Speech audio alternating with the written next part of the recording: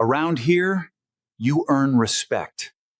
Sadly, nobody here will give it to you.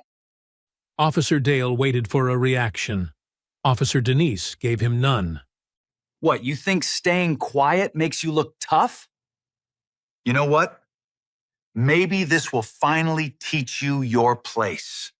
Without hesitation, he picked up his cup and dumped the drink over her head. Denise wiped coffee from her face and looked directly at Dale. I'm gonna need your badge number, officer. Officer Dale had no idea that the badge number Denise was about to request would be the first item on her desk as the precinct's new captain. Before continuing, comment where in the world you are watching from and make sure to subscribe, because tomorrow's story is one you can't miss. The coffee in Denise's travel mug had gone cold 20 minutes ago. She didn't drink it. She just held it, both hands wrapped around the cup, and stared at the building across the street. Westfield Police Department. 9th Precinct. Her precinct. The sign above the front door was faded. One of the lights behind it had burned out, so the W in Westfield sat dark, while the rest of the letters glowed pale yellow in the early morning. The parking lot was half full already. Officers moved in and out of the front entrance in ones and twos, laughing, punching each other's shoulders, carrying coffee cups from the shop on the corner. Denise watched them and said nothing. She'd been sitting in this car for 11 minutes. Not because she was scared. She needed to see them before they saw her. She needed to understand what she was walking into before she walked into it.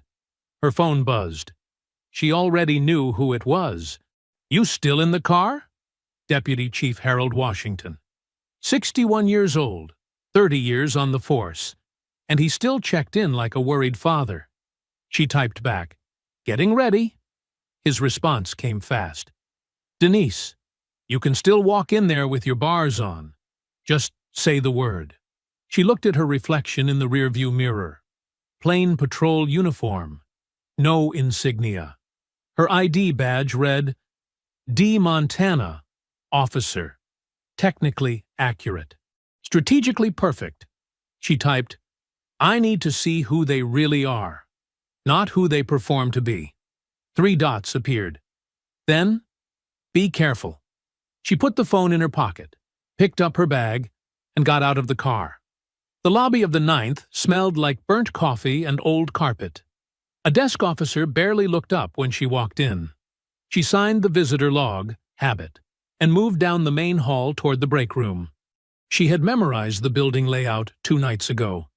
She knew exactly where she was going. The break room was at the end of the east hallway. She could hear it before she reached it. Loud voices, laughter, the scrape of chairs on a hard floor. She pushed the door open. The room held 6 people. 4 men standing near the coffee station, loud and loose, still riding whatever joke had just landed. A 5th man, broad-shouldered, square jaw, the kind of good-looking that knew it, leaning against the counter with his arms crossed, holding court. And in the far corner, nearly invisible, a young woman in uniform staring at her phone like she was trying to disappear into it. Denise walked to the coffee station. She reached past one of the standing officers and picked up the pot. The loud man at the counter stopped talking. She felt his eyes before she heard his voice. "Hold on." The voice was smooth, almost friendly. Almost. "You lost, sweetheart?" She didn't look up. She filled her cup. "I'm talking to you." His voice had an edge now. Still wearing its smile, but the smile had teeth. "New faces check in at the front desk. Not the break room." She turned and looked at him for the first time. He was young, her age, maybe even a year or 2 younger.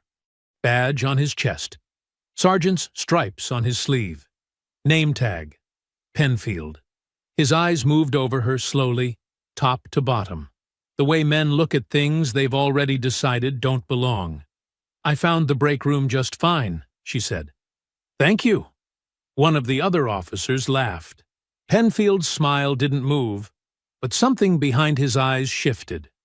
"Oh, she talks," he said. More laughter. Louder now. Listen. He pushed off the counter and took a step toward her.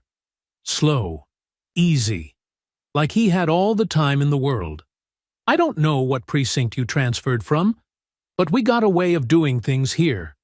And part of that is— He paused and looked at the others, performing for them now.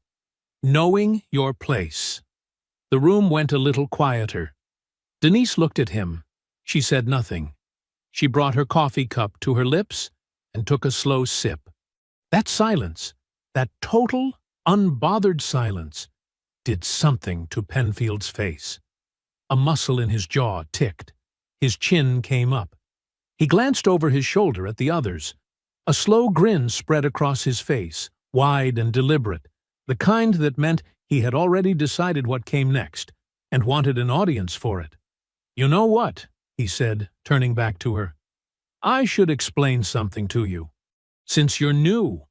He clasped his hands together like a teacher about to begin a lesson. "Every new officer who walks through that door, they go through a little tradition. It's how we do things here at the 9th. Kind of a—" He tilted his head, savoring the word, "ritual." Behind him, Steck let out a short laugh. The others shifted, leaning in. "A welcome ritual," Penfield continued. His voice was warm, almost kind. That was the worst part, how kind it sounded. "Every single new officer goes through it, no exceptions." He spread his hands wide, like he was being perfectly reasonable. "It's not personal, it's just tradition." Denise looked at him. "Is that right?" It wasn't a question. "That's right." His grin got wider. He picked up the large cup of iced coffee sitting on the counter beside him. He held it loosely, casually, swinging it slightly at his side. The ice rattled inside. "We like to make sure our new people understand how things work around here. Make sure they know their place from day one." He paused. His eyes locked onto hers. "Helps avoid confusion later on." The room was very quiet now. Everyone waiting. Everyone watching. Penfield looked back at his audience one more time, and whatever he saw there, those eager, grinning faces, seemed to settle something in him. He looked back at Denise. "Welcome to the 9th," he said, and he raised the cup over her head and poured. The iced coffee came down in a long, slow cascade. It soaked through her braids. It ran down the back of her neck. It spread cold and dark across the shoulders of her uniform, dripping down her back, pooling at her collar. The room erupted, howling, hollering. Steck doubled over, slapping the counter. Two officers grabbed each other's arms, barely staying upright. The laughter hit the walls and bounced back, filling every corner of the room. Penfield stood in front of her, empty cup in hand, grinning from ear to ear.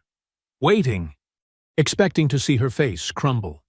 Expecting tears, or rage, or the frantic, embarrassed scramble of someone who didn't know how to handle themselves. He got none of it. Denise stood exactly where she was, both feet planted, shoulders straight. The coffee dripped from the ends of her braids onto the floor in a slow, steady rhythm. One drop, then another, then another. She didn't flinch. She didn't blink. She didn't move a single muscle in her face. She just looked at him. Not with anger. Not with hurt. With something Penfield clearly had no category for. A total iron calm that made his grin flicker for just a half-second before he caught it and held it in place. The laughter around him started to thin at the edges. A few of the officers who'd been howling began to quiet, watching her with something that wasn't quite amusement anymore. Denise reached out slowly and set her coffee cup down on the counter. Perfectly level. No trembling, no rush. Then she turned her head and looked at Penfield the way a person looks at something they are filing away permanently. "I'm going to need your badge number," she said. The laughter surged back, louder than before, fed by relief. Penfield rattled his badge in her face. Steck sang the number out in a mocking voice, dragging out each digit. The others echoed it back, like it was the punchline to the greatest joke they'd ever heard. She memorized it. She memorized every number, every face, every laugh. The young woman in the corner had not made a sound. She was staring at her hands so hard it looked like she was trying to read something written on them. Denise memorized her, too. Then she turned and walked out of the break room. Back straight. Steps even.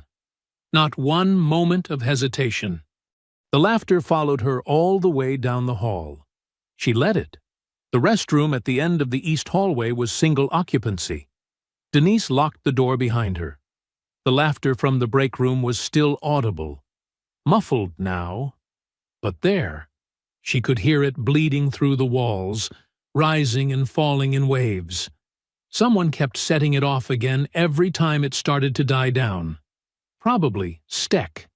He had that kind of energy. The kind that needed to keep poking at something long after the moment had passed. She stood in front of the mirror.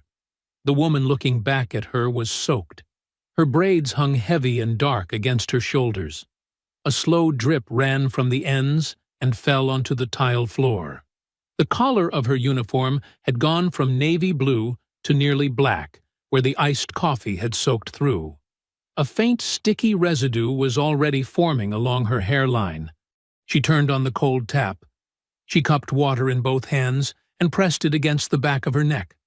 Then she straightened up and looked at herself again. She had been here before.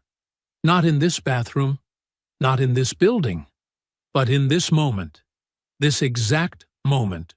She had been here more times than she could count. 15 years on the force. 15 years of rooms that fell quiet when she walked in. Of paperwork that got lost. Of credit that went somewhere else. Of being watched for any crack, any flinch, any sign that she didn't belong. She had never given them one. She wasn't going to start today. She grabbed a handful of paper towels and pressed them against her braids, working from root to end. Slow, methodical. She blotted her collar as best she could. It wasn't enough to fix it, but it was enough to face the room. She thought about Washington's voice that morning. Be careful. She thought about Penfield's face, that wide, performed grin right before he lifted the cup. The way he'd looked back at his audience first, making sure they were watching. The way he'd called it a tradition, a ritual. Said it like he was doing her a favor. Said it like he had done it 100 times before. Because he had. That was the part that settled in her chest like a stone. Not the drink. Not the laughter. The ease of it. The complete and total comfort of a man who had done this. Some version of this, over and over again, and had never once faced a consequence for it. Until now. She dried her hands. She straightened her uniform. She looked at herself one last time in the mirror. Damp collar, coffee-stained shoulders, braids still heavy. And she made a decision that she felt in her whole body. The way you feel a door closing behind you. She unlocked the door and walked out. The main assembly room was filling up by the time she reached it. 8:27 a.m., 3 minutes before the shift briefing. She took a seat in the third row. Center. Not the back, not tucked to the side. Center, where she could see every face in the room and every face could see her. Penfield came in 2 minutes later with Steck at his shoulder. They were still loose and easy, riding the tail end of the morning's entertainment. Penfield spotted her immediately. His eyes moved over her damp uniform, and one corner of his mouth pulled up. He dropped into a seat in the front row without breaking stride. Steck followed. He leaned over and said something low to Penfield, and Penfield's shoulders shook once with a suppressed laugh. Lieutenant Frank Delavan shuffled to the front of the room at 8:29, papers in both hands, reading glasses pushed up on his forehead. He was 55 years old and looked every year of it. A man who had perfected the art of looking just busy enough to avoid being asked anything directly. His eyes passed over Denise without stopping. She watched him. She watched all of them. The room settled. Delavan cleared his throat and opened his mouth, and the door opened. Not the side door. The main door. Both panels pushed wide. Deputy Chief Harold Washington walked in first. Full dress uniform. Every button fastened, every bar in place. The kind of entrance that didn't need an announcement, because the uniform made one on its own. Behind him, Chief of Police Elena Vasquez. The room came to attention in a single involuntary movement. Chairs scraping, spines straightening, the low murmur of conversation cutting off like a switch had been thrown. Delavan took a full step back from the podium. Washington walked to the front of the room and stood behind it.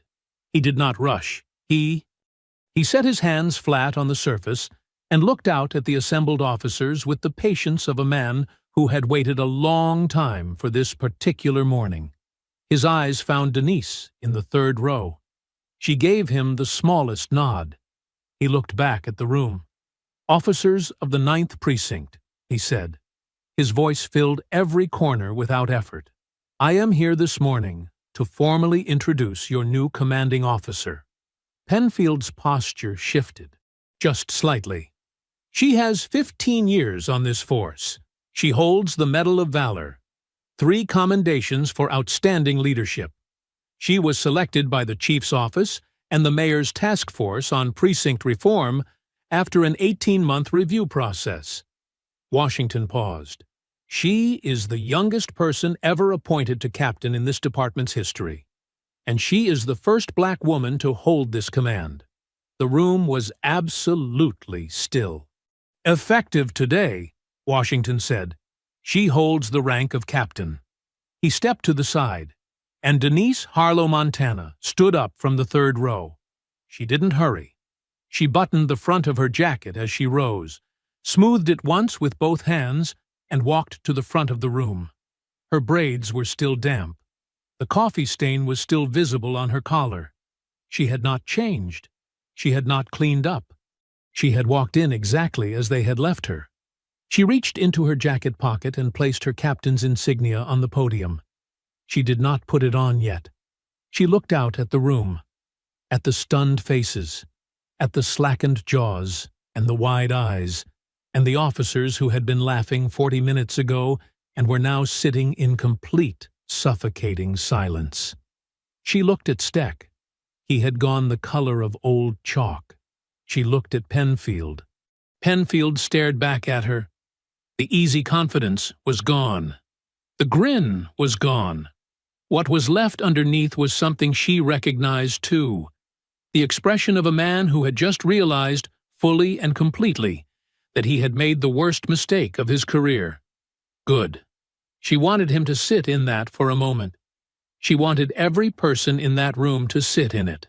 Then she spoke. "Good morning," she said. "I've already met some of you." The applause didn't come. Nobody stood.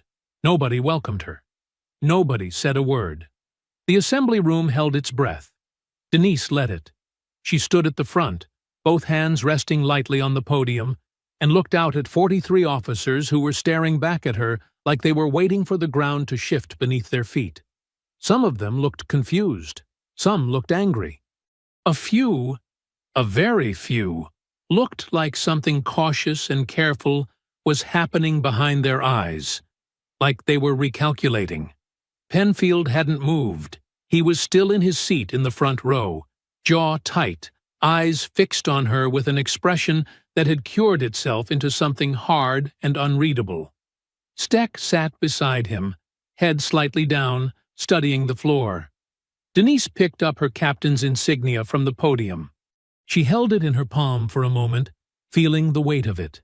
Then she pinned it to her collar, right there, in front of all of them, directly above the coffee stain. She looked back up. "I'm going to keep this short," she said. "I don't believe in long speeches. I believe in work. You'll learn that about me." She paused. Shift assignments remain the same for now. I'll be meeting with each unit over the next week. Until then, do your jobs. Dismissed. Chairs scraped. People moved. The noise of a room coming back to life filled the space around her. Nobody approached her. Nobody welcomed her. That was fine. She hadn't come here to be welcomed. Washington found her in the hallway outside the assembly room, his face tight with the effort of staying professional. "Denise." His voice was low. "What happened in that break room before the briefing? That is a suspendable offense. I can have Penfield pulled off the floor today. Steck too." "Not yet," she said.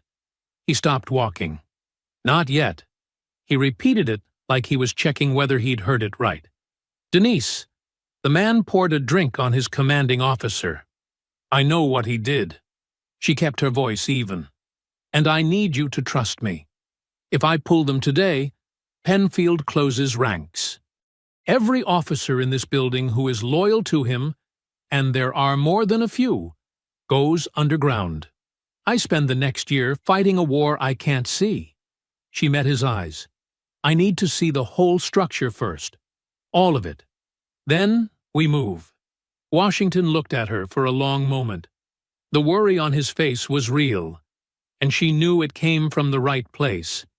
He had fought too hard to get her here. He didn't want to watch it get taken apart in the first week. 72 hours, he said finally. "Then I act, whether you're ready or not. That's all I need." He held her gaze a moment longer. Then he nodded, buttoned his jacket, and walked back toward the exit. She watched him go. Her office was at the end of the second-floor corridor. Small, functional. The previous captain had left behind a dying plant on the windowsill and a motivational poster that was peeling at one corner. She threw the poster in the trash on her way to the desk. She sat down and opened her bag. She pulled out a legal pad and a pen. At the top of the first page, she wrote two names, Penfield, Steck. She underlined them both. Then she sat back and thought. She thought about the break room. She thought about the way the laughter had moved through the room. Easy, rehearsed, like muscle memory. Like a group of people who had done this before and expected no consequences because they had never received any. That kind of comfort didn't come from one incident. That kind of ease was built over time, over repetition, over years of being told in one way or another that the rules applied to everyone except them. She thought about the young woman in the corner. Dark hair, third-year patch on her sleeve, hands in her lap, eyes down, completely silent, while her colleagues fell apart around her. That one had stayed with her. There was a knock at the door. "Come in." The woman who entered was in her mid-50s. Civilian clothes, gray blazer, reading glasses pushed up on her head. She carried a manila folder in both hands and held it slightly in front of her, like an offering. "Captain Montana." Her voice was careful, professional, but her eyes, dark and steady, said something more than professional.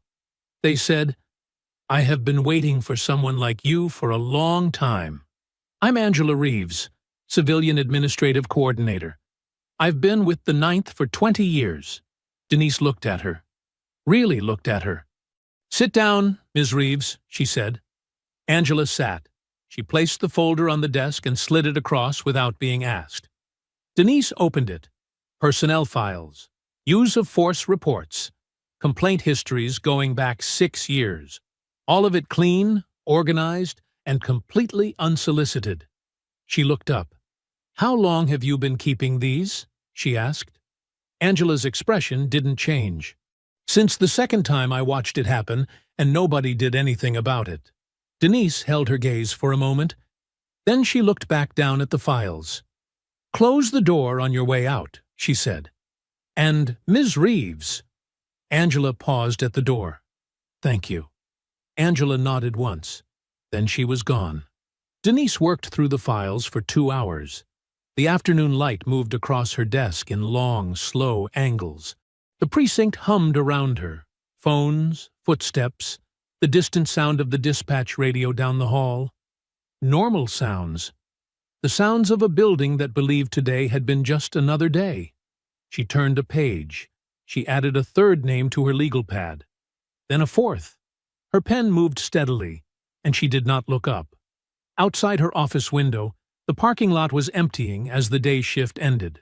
She watched the officers filter out in small groups, some of them heading to the same bar they probably went to every Tuesday, laughing about the same things they always laughed about. At the far edge of the lot, she saw Penfield.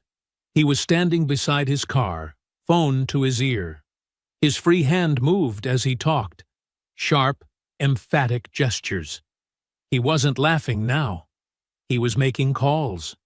She watched him until he got in his car and drove away. Then she looked back down at her legal pad. 6 names? 7? 8. She turned another page. She had work to do. The assembly room filled fast. 8:25 a.m., 5 minutes before the shift briefing. Officers filtered in through the main door in 2s and 3s, still carrying the loose, easy energy of the morning. Coffee cups, half-eaten breakfast sandwiches, conversations that picked up mid-sentence from wherever they'd left off in the hallway. Denise was already seated. 3rd row. Center. She had chosen the seat deliberately. Not hidden in the back, where she could observe without being seen, and not planted in the front, where the choice itself would announce something. Center 3rd row was exactly where an unremarkable new officer would sit on her first day, visible without being conspicuous, present without being a target. She had also chosen not to change her uniform. The coffee stain was still on her collar. Her braids were still slightly damp at the ends. She had blotted what she could in the restroom, straightened what she could in her office, and made a deliberate decision to walk into this room exactly as Dale Penfield had left her. Let them see it. Let every person in this room see exactly what had happened this morning, and who had been standing in that break room when it did. Officers settled into seats around her. A few glanced at her, new face, unfamiliar uniform, and looked away. Nobody spoke to her. Nobody asked her name. That was fine. Penfield came in at 8:27.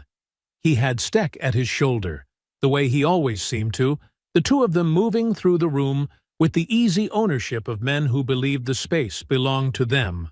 Penfield was talking, low and relaxed, and Steck was nodding along with a grin that hadn't fully faded from the morning. Penfield scanned the room as he entered.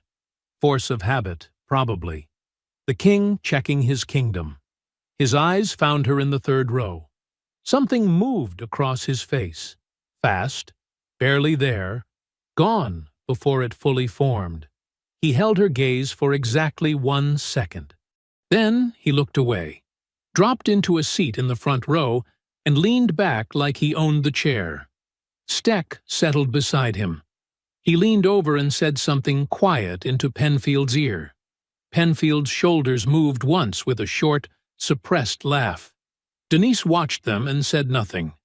Lieutenant Frank Delavan reached the front of the room at 8:29, papers in both hands, reading glasses pushed up on his forehead.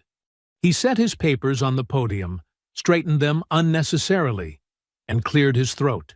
He was stalling. She could see it from the 3rd row. His eyes moved around the room in the practiced pattern of a man who had learned, over many years, how to look busy enough to avoid being looked at directly.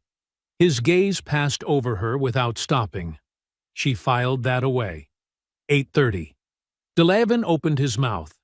The main door opened, both panels, wide. The room reacted before anyone had processed what they were seeing. A collective, involuntary straightening, like a current had passed through every spine in the room simultaneously. Chairs scraped back. Feet found the floor. Conversations died in the middle of words. Deputy Chief Harold Washington walked in first. Full-dress uniform. Every button fastened, every crease sharp, every bar and medal exactly where it belonged. He was 61 years old, and he walked like a man who had spent those years earning the right to enter a room this way. He didn't look around. He walked directly to the front, and the crowd parted for him without thinking about it. Behind him, Chief of Police Elena Vasquez, composed, direct, her eyes moving over the room with the calm assessment of someone who had already read every report that mattered. Delavan stepped back from the podium so fast he nearly knocked his papers to the floor. Washington took the podium. He set both hands flat on the surface and looked out at the room. He didn't rush.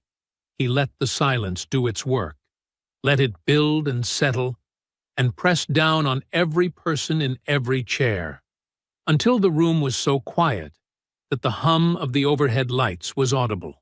Then he spoke. Officers of the 9th Precinct. His voice was measured, unhurried, the voice of a man who had waited a long time for this particular morning and intended to take every second of it. I am here to formally introduce your new commanding officer. Denise felt the room shift, not physically, but something in the atmosphere changed, the way air changes before a storm. A low murmur moved through the back rows. Penfield's posture changed, just slightly, just a degree of tension in the shoulders that hadn't been there before. She has 15 years on this force, Washington continued. She holds the Medal of Valor, 3 commendations for outstanding leadership. She was selected by the Chief's office and the Mayor's task force on precinct reform after an 18-month review. He paused, and in that pause the room held its breath. She is the youngest person ever appointed to captain in this department's history, and she is the first black woman to hold this command. Nobody moved. Effective today, Washington said, she holds the rank of captain. He stepped to the side, and Denise Harlow Montana stood up from the 3rd row. She rose without hurry. She smoothed the front of her jacket with both hands. She walked to the front of the room at an even pace, and every eye in the building followed her. The coffee stain was visible on her collar. Her braids still carried the faint evidence of the morning. She had not cleaned up. She had not changed. She walked to the front of the room exactly as Dale Penfield had left her, and she stood behind the podium and looked out at all of them. She looked at Steck first. He had gone the color of old chalk. His mouth was slightly open. The grin was completely gone. She looked at Delavan. He was staring at his papers like they might save him. Then she looked at Penfield. Penfield stared back. The ease was gone. The ownership was gone.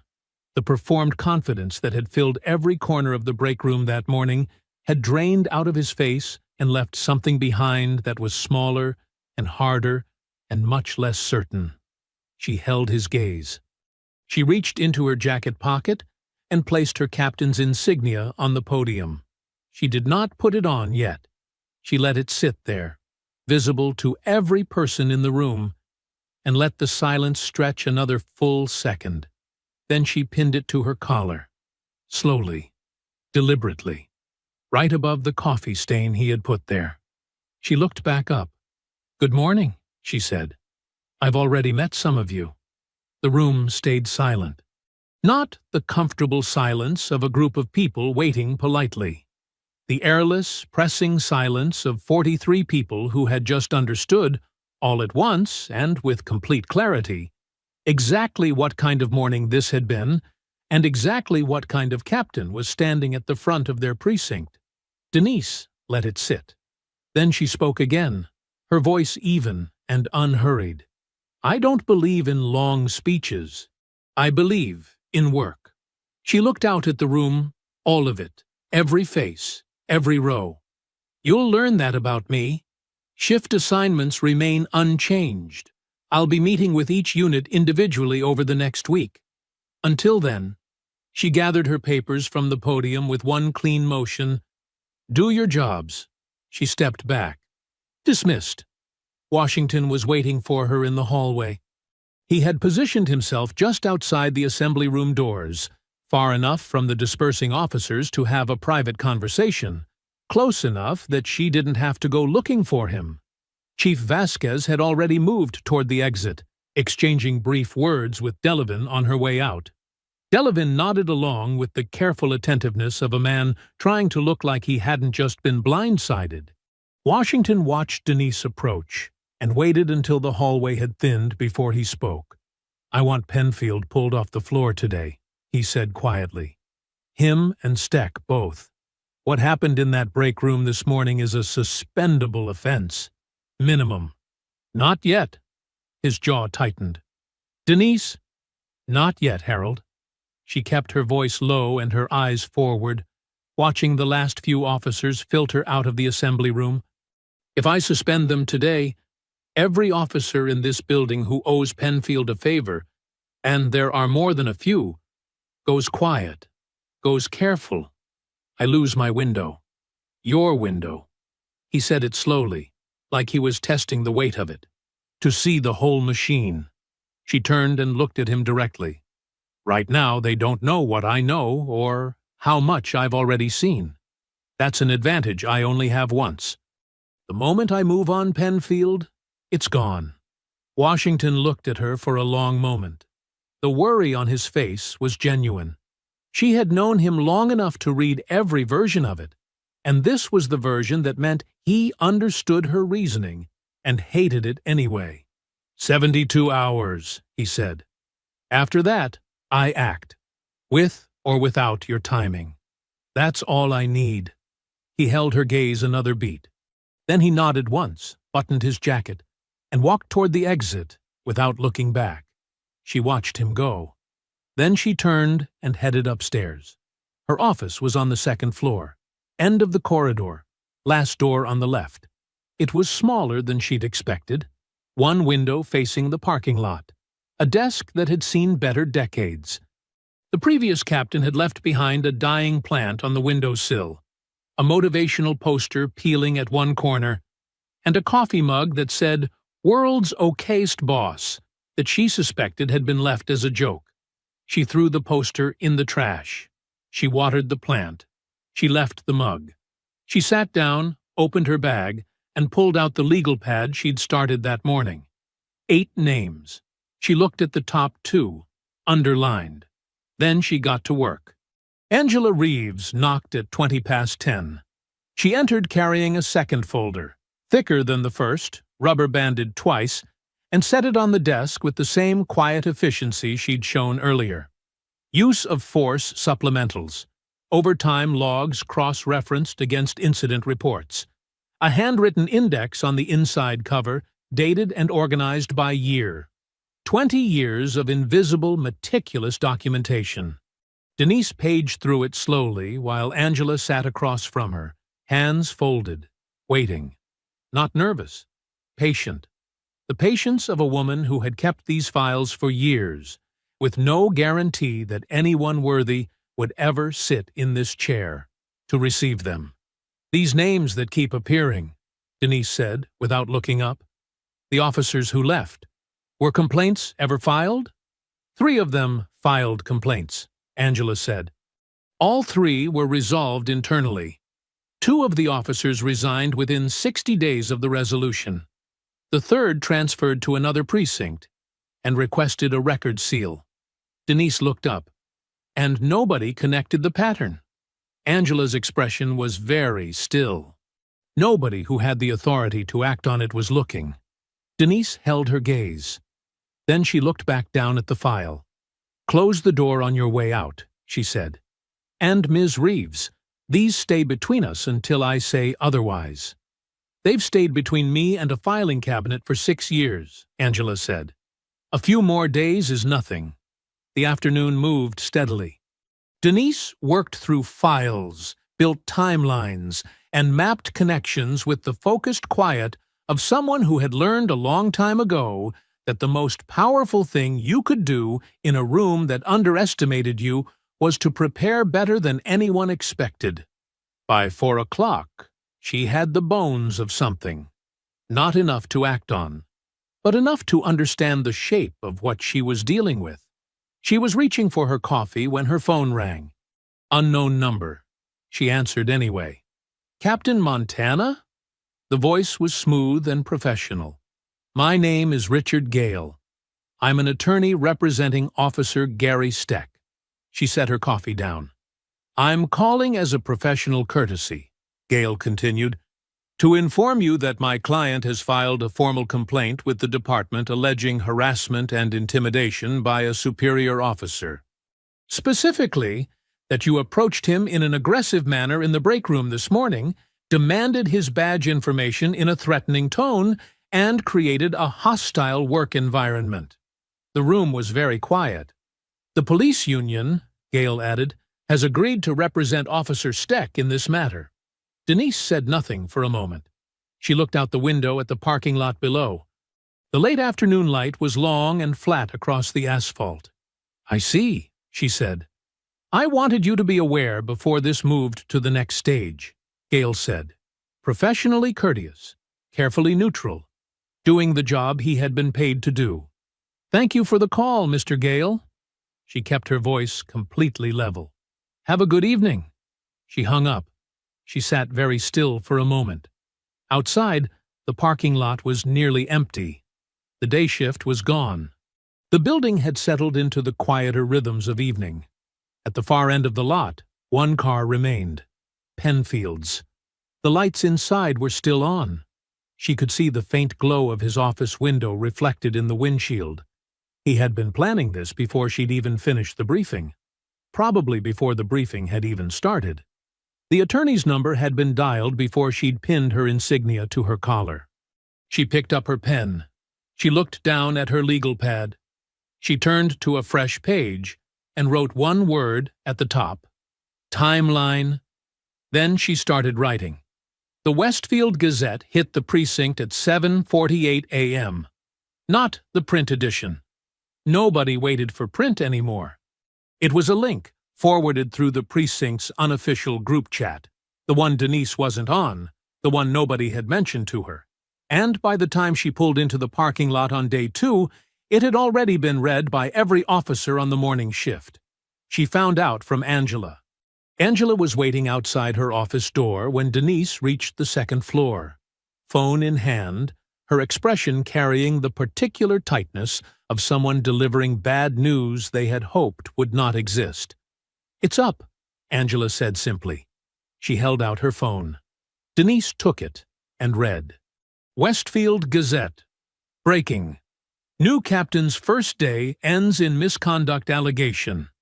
The Westfield Police Department's newly appointed 9th Precinct captain is facing questions this morning after sources close to the department allege an altercation occurred on her first day involving a subordinate officer. While details remain unclear, multiple sources indicate the new captain, appointed yesterday amid the city's ongoing precinct reform initiative, engaged in conduct that has prompted a formal union complaint. Department officials declined to comment. The officer involved is being represented by the police union. Denise read it twice. Then she handed the phone back to Angela. "How long has it been up?" "Since 6:45 this morning." She nodded slowly. 45 minutes before she'd even arrived. Whoever had called the Gazette had done it last night, probably before Penfield's car had fully left the parking lot. "Thank you, Ms. Reeves." She unlocked her office, went inside, and closed the door. She had exactly 40 minutes before the morning shift briefing. She used them. She called Washington first. He had already seen it. His voice had the compressed, controlled quality of a man managing serious anger in a professional context. "It's deliberately vague," she said. "No specifics, because they don't want specifics on record yet. They just want the headline sitting there. They want the first version of this story to be theirs." "It's working," Washington said. "I've already had 2 calls from the commissioner's office." "What did you tell them?" "That I have full confidence in Captain Montana, and that the department will be conducting its own review of yesterday's events." A pause. "Which is true?" and which I intend to pursue aggressively the moment you give me the word." "Not yet," she said. A longer pause this time. "Denise, I know. I hear you. But if we respond to this article directly, we're playing their game on their timetable. I'm not doing that." She looked out her window at the parking lot below. Officers were arriving for the morning shift, moving in familiar clusters. Easy, comfortable.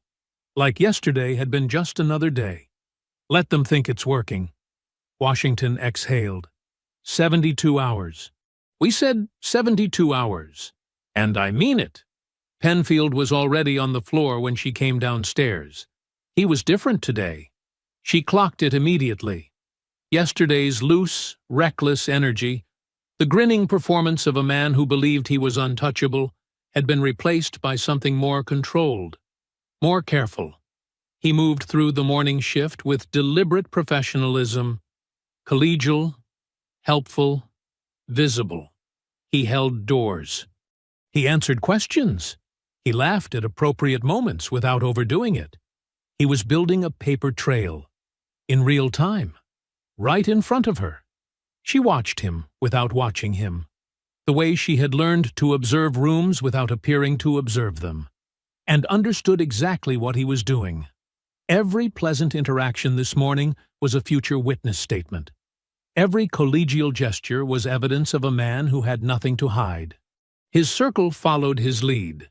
Steck had dialed himself back to a careful neutrality, speaking to her once in the hallway. A brief, bland morning that contained nothing actionable and everything intentional.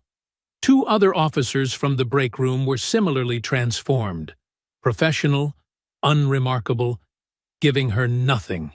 The smirks were still there. They were just smaller now, turned inward. She gave no indication that she noticed any of it. Harv Green arrived at 10 o'clock. Union representative. 50-something.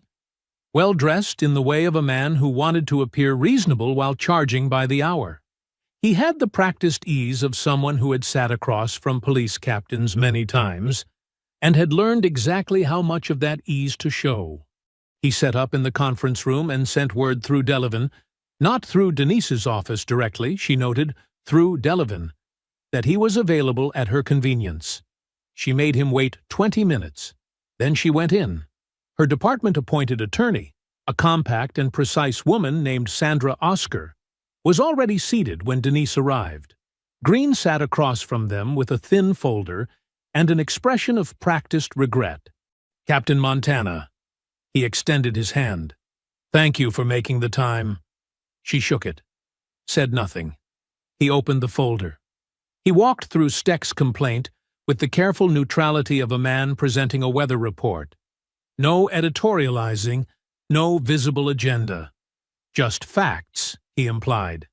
Just process.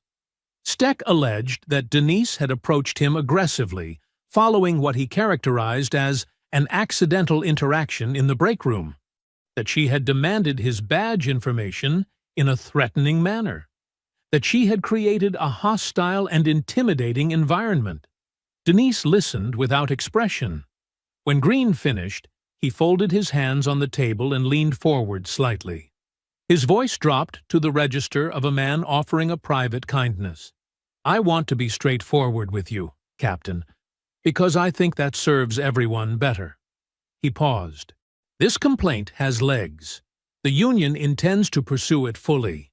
However," another pause, weighted and deliberate, "these things don't always have to become public battles. There are paths that serve everyone's interests. Quiet paths." His eyes met hers. If the department were willing to consider a fresh start arrangement, moving forward without pursuing any disciplinary action related to yesterday's events, I believe we could find a resolution that keeps this out of the press and out of the formal record. The room was quiet. Sandra Oscar made a small note on her legal pad. Denise looked at Green for a long moment. She looked at the folder. She looked at his folded hands and his reasonable expression and the careful, practiced machinery of a man who had made offers like this one many times before and had almost always gotten what he wanted. "I appreciate your directness, Mr. Green," she said. He nodded, beginning to settle. "My answer is no." His expression didn't break, but something behind it shifted. A faint recalibration, like a dial turning one click. "I see," he said. "I think we're done for today." She pushed her chair back. "Sandra will be your point of contact going forward." She stood, buttoned her jacket, and walked out of the conference room without looking back. In the hallway, Angela Reeves was at her desk, eyes on her screen, expression neutral. As Denise passed, Angela slid a fresh folder to the edge of the desk without looking up. Denise picked it up without breaking stride. She had work to do. The maintenance request was filed on a Thursday. Denise had been appointed on a Friday. She had started on Tuesday. She sat with that fact for a long moment before she wrote it down. It had started with a simple request. Standard procedure for building an internal disciplinary case. She needed the break room surveillance footage from Tuesday morning. Time-stamped, unedited, exactly as recorded. She submitted the formal request through Delevingne's office at 9 a.m. on day 2, copied Sandra Oscar, and expected a response by end of day. Delevingne came to her office at 2:15 in the afternoon. He knocked twice, entered without being invited, and stood just inside the doorway with the careful posture of a man who had rehearsed what he was about to say. "About your footage request." He cleared his throat. "The break room camera. It's been non-operational for about 6 months." Denise looked up from her desk. 6 months. Give or take. He shifted his weight. "Maintenance backlog. It happens. I'll need the maintenance records." Something moved across his face. Brief, controlled, gone quickly. "Of course. I'll have them pulled. Today, please." He nodded and left. She watched the door close behind him and wrote 2 words on her legal pad. Camera. Delevingne. The maintenance records arrived at 4:30. Incomplete. 3 pages where there should have been at least 8, based on the department's standard equipment logging protocol. The submission date of the original repair request was missing entirely. The technician's sign-off was blank. The follow-up inspection record didn't exist. She requested the originals from the facility's log. She was told, through Delevingne's assistant, that the facility's log for that period was being located. She requested the IT department's equipment status report.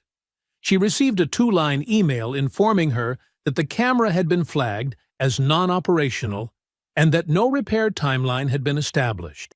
She printed everything. She put it in a folder, she labeled the folder with a date, and set it aside. Then she started the interviews. She began with the officers she assessed as least loyal to Penfield. Newer transfers. Officers whose personnel files showed no particular connection to his circle. She called them in one by one, kept it informal, framed it as standard onboarding conversations. Most were evasive, not hostile, careful. There was a difference. Hostile meant anger, and anger meant something to work with. Careful meant they had already done a calculation and decided that saying nothing was safer than saying anything.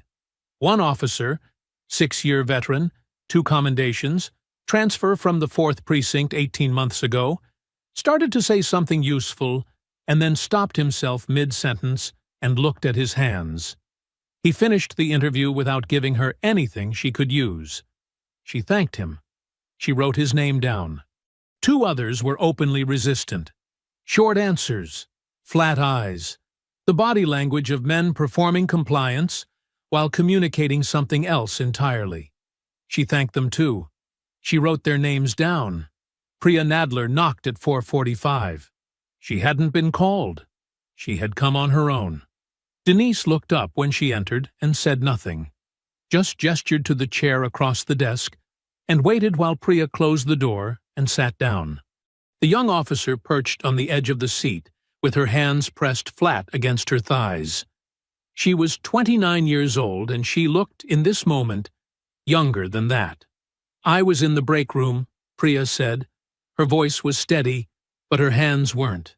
"Tuesday morning. I was there the whole time." "I know," Denise said. Priya looked up. Something in her expression shifted.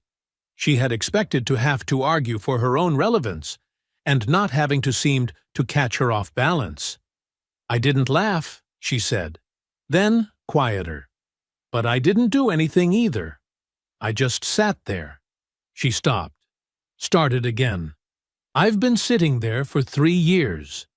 The room was quiet for a moment. "I know that too," Denise said. Priya looked at her hands. "I want to give a statement. A formal one. Everything I saw." She paused. "I know what that means. I know what Penfield does to people who—" She stopped herself, swallowed. "I know what it costs." "It costs something," Denise said honestly. "I won't tell you it doesn't." Priya nodded slowly, like she had already made the decision and just needed to hear that it was real. Denise slid a formal statement form across the desk. Priya picked up the pen. Her hand was trembling. Not enough to stop her, just enough to be visible. She pressed the pen to the paper and signed her name with the careful deliberateness of someone doing something they cannot undo. When she was done, she set the pen down and exhaled. "Thank you," Denise said. Priya nodded. She stood, smoothed her uniform, and walked to the door. She paused with her hand on the frame. "There are others," she said, without turning around. "Officers who saw things, not just Tuesday, before Tuesday." A beat. "They're scared, but they're there." Then she was gone. Denise looked at the signed statement for a moment. Then she put it in the folder with the maintenance records. She picked up her phone and called Angela. "The camera maintenance request," she said when Angela answered. "I need the original submission record, not the copy DeLavin sent me, the original." A brief pause. "I have it," Angela said. "I've had it since Wednesday morning. I was waiting to see what they sent you first." "Bring it up." Angela arrived 7 minutes later with a single printed page. She placed it on the desk face up and tapped it once with one finger before she left. Denise looked at it. The original maintenance request had a submission date. It had a requester name. It had a signature. The request had been filed on a Thursday, 2 days before Denise's appointment had been publicly announced. 5 days before her first day. The signature at the bottom belonged to Sergeant Dale Penfield. Denise sat back in her chair. The camera hadn't broken down. It had been turned off. On purpose. By a man who had known she was coming, and had spent the days before her arrival, making sure there would be no record of what he planned to do when she arrived. She looked out the window. The parking lot was dark now. Most of the cars were gone. She picked up her pen. She turned to a fresh page. She wrote one word at the top. Premeditated. Then she underlined it. Twice. She found Tracy Barry on a Thursday afternoon. Not through the official personnel system. Those records had been sealed, exactly as Angela had described. She found her through a 3-year-old community policing newsletter archived on the department's public website. A small photograph. A caption. Officer Tracy Barry accepts the 9th Precinct's Community Service Award. She was smiling in the photo.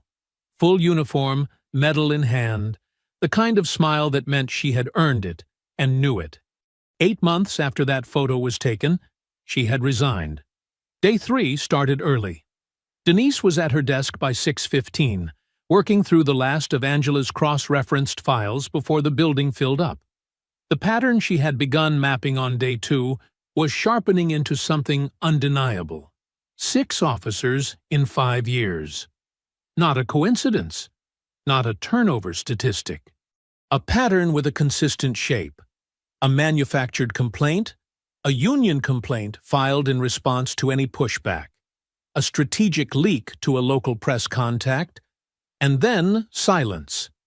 The officer either left quietly or transferred out. The files got sealed, or sanitized. The precinct moved on. Disproportionately, women. Disproportionately, officers of color. Every single time.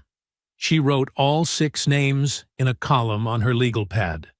Next to each name, she wrote the year they left, the nature of the complaint filed against them, and the name that appeared, directly or indirectly, in every single case.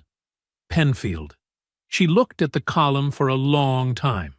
Then she picked up her phone. Tracy Berry answered on the 3rd ring. Denise identified herself fully. Name, rank, precinct.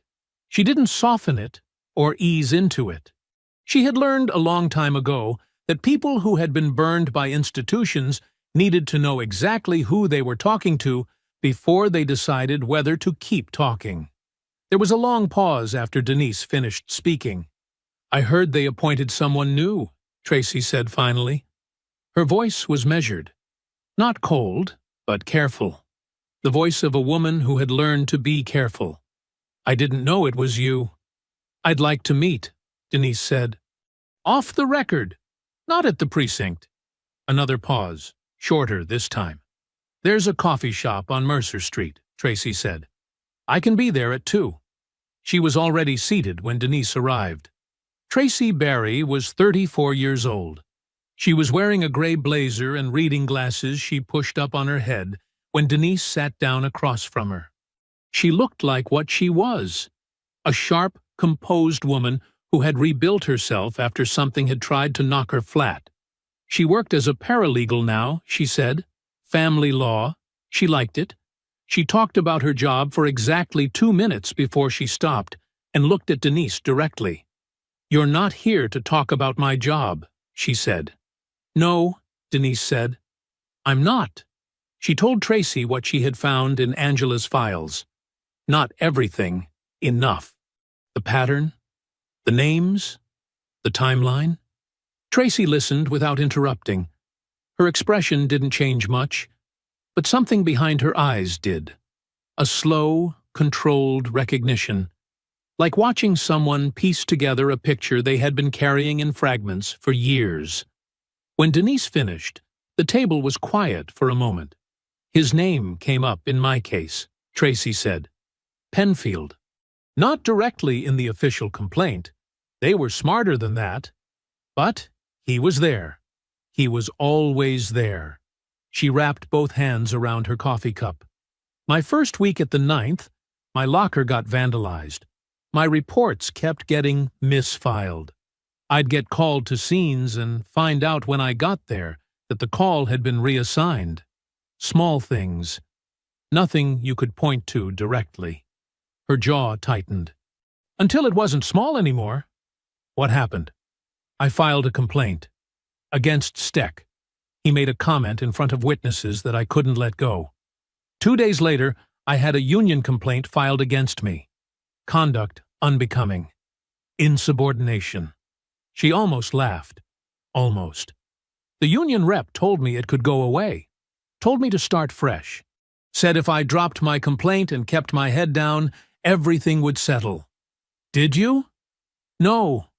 Her voice was flat. "So it didn't settle. It got worse. Something got leaked to a reporter. I don't know what. I never found out exactly. And suddenly there were questions about my conduct floating around the precinct that had nothing to do with anything I had actually done." She paused. "I held on for 4 more months. And then I didn't have anything left to hold on with."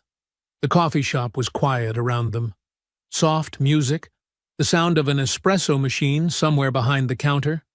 "I'm sorry," Denise said. Tracy looked at her. "Don't be sorry," she said. "Do something." She reached into her bag and pulled out a large envelope. She set it on the table between them. "I kept everything," she said. "Every email, every text. Every document I was ever handed in that building. I've had it in a box under my bed for 3 years because I didn't know what else to do with it." She pushed the envelope across the table. "I didn't know who to give it to." Denise looked at the envelope. Then she looked at Tracy. "Can I photograph these? You can take the originals." Tracy's voice was steady now, steadier than it had been when they sat down. "I have copies." Denise took the envelope. She held it for a moment, feeling the weight of 3 years inside it. "I'm going to need you to be willing to talk again," she said. "Formally, when the time comes." Tracy was quiet for a moment. She looked out the window at the street outside, at the ordinary afternoon moving past, people going places, the world doing what it did. "Is it going to matter?" she asked. Not bitterly, genuinely. "Yes," Denise said. "It's going to matter." Tracy turned back and looked at her for a long time, reading her, measuring her the way a person measures someone after they have been lied to by enough people to know the difference. Whatever she found seemed to satisfy her. "Then yes," she said quietly, "when the time comes." Denise drove back to the precinct as the sun dropped behind the buildings on the west side of Mercer Street. The envelope was on the passenger seat beside her. She kept one hand on the wheel and let the other rest on top of it. A machine. That was what she had called it in her head 2 days ago. A machine for grinding people down. She had the pieces now. She had the pattern, the documentation, the testimony, and the evidence of premeditation. She had a woman who had carried a box under her bed for 3 years, waiting for someone to come along who was worth trusting with it. She had work to do. She pulled into the precinct parking lot and sat for a moment. Then she picked up the envelope, got out of the car, and went inside. Washington made the call at 8 a.m. on day 4. Denise was at her desk when he phoned, the Tracy Berry envelope open in front of her. Documents spread in careful rows across the surface. She had been there since 6. She listened while he walked her through what he had done, taken her preliminary findings, Angela's cross-referenced files, and the camera sabotage documentation directly to the city's Office of Professional Standards, bypassing the union channel entirely. "The OPS has agreed to open a formal investigation," he said, "effective immediately. The union complaint against you is placed on administrative hold pending their review." She set her pen down. "How long is the hold?" "Open-ended. Until the OPS completes its preliminary review. Could be 2 weeks. Could be more." A pause. "Denise, this is significant. The union complaint was their primary weapon. Without it, Green has nothing to pressure you with." She knew he was right. The complaint had been the blade held to her throat, the threat of a public, messy disciplinary process designed to consume her attention, drain her credibility, and keep her permanently on the defensive. With it on hold, that pressure lifted. For now. "Thank you, Harold," she said. "Don't thank me yet," he said. "Thank me when it's done." She hung up and sat quietly for a moment. Outside her window, the morning shift was arriving. Cars pulling in, doors opening and closing, the ordinary sounds of a building coming to life. She allowed herself one full breath of something that felt, cautiously, like relief. Then she picked her pen back up. She approved Priya Nadler's commendation at 10 o'clock. It was a community outreach recognition. Priya had organized a youth engagement program in the neighborhood served by the 9th, working weekends without extra pay for 3 months. The commendation had been sitting in a pending file, unsigned by the previous captain, for 6 weeks. Denise signed it, had Angela process it officially, and sent a copy to Priya's personnel file with a formal note of acknowledgement. Standard procedure. Completely by the book. She did it in front of the full administrative office, where 3 officers happened to be handling paperwork at the time. Within an hour, word had moved through the building the way word always moved through precincts. Faster than email, quieter than announcement. Priya Nadler had been recognized, officially, by the new captain. It was a small thing, but small things had weight in buildings like this one. Small things told people which way the wind was blowing. The shift in the building was subtle, the kind of thing you felt before you could name it. By afternoon, two officers who had given her nothing in her onboarding interviews made eye contact in the hallway. Not a conversation, not an overture, just the simple acknowledgement of a gaze held for a half-second longer than avoidance required. A third officer, the 6-year veteran who had stopped himself mid-sentence 2 days ago, paused outside her open office door on his way past, looked in, and seemed to make a small internal decision before continuing down the hall. He didn't come in, but he had slowed down. He would come in eventually. She noted all of it, without showing that she noted it. Angela smiled for the first time since Denise had arrived. It was small and brief, and she covered it quickly with her professional expression, but it was there. Denise caught it from across the room and said nothing. Steck looked worried. She noticed it mid-afternoon, watching him from her office window as he crossed the parking lot below. The loose, easy confidence of Tuesday morning was gone. His shoulders carried a tension that hadn't been there before, and he moved with the slightly contracted body language of a man who had stopped feeling certain about where he stood. He took his phone out twice, looked at the screen, and put it away without making a call. Penfield, when she passed him in the East Corridor at 3 o'clock, looked his age for the first time. The careful performance of collegiality that he had maintained since Wednesday morning was still intact. He nodded when she passed, the minimum required courtesy, but his eyes were different. Flat where they had been sharp, working hard at something. She nodded back and kept walking. In her office, she closed the door and sat down. She let herself feel it. The real, physical sensation of a situation beginning to turn. 15 years on the force had taught her what momentum felt like when it shifted. When cases that had been grinding against you started grinding the other way. She let herself feel it for exactly 30 seconds. Then she opened the next file.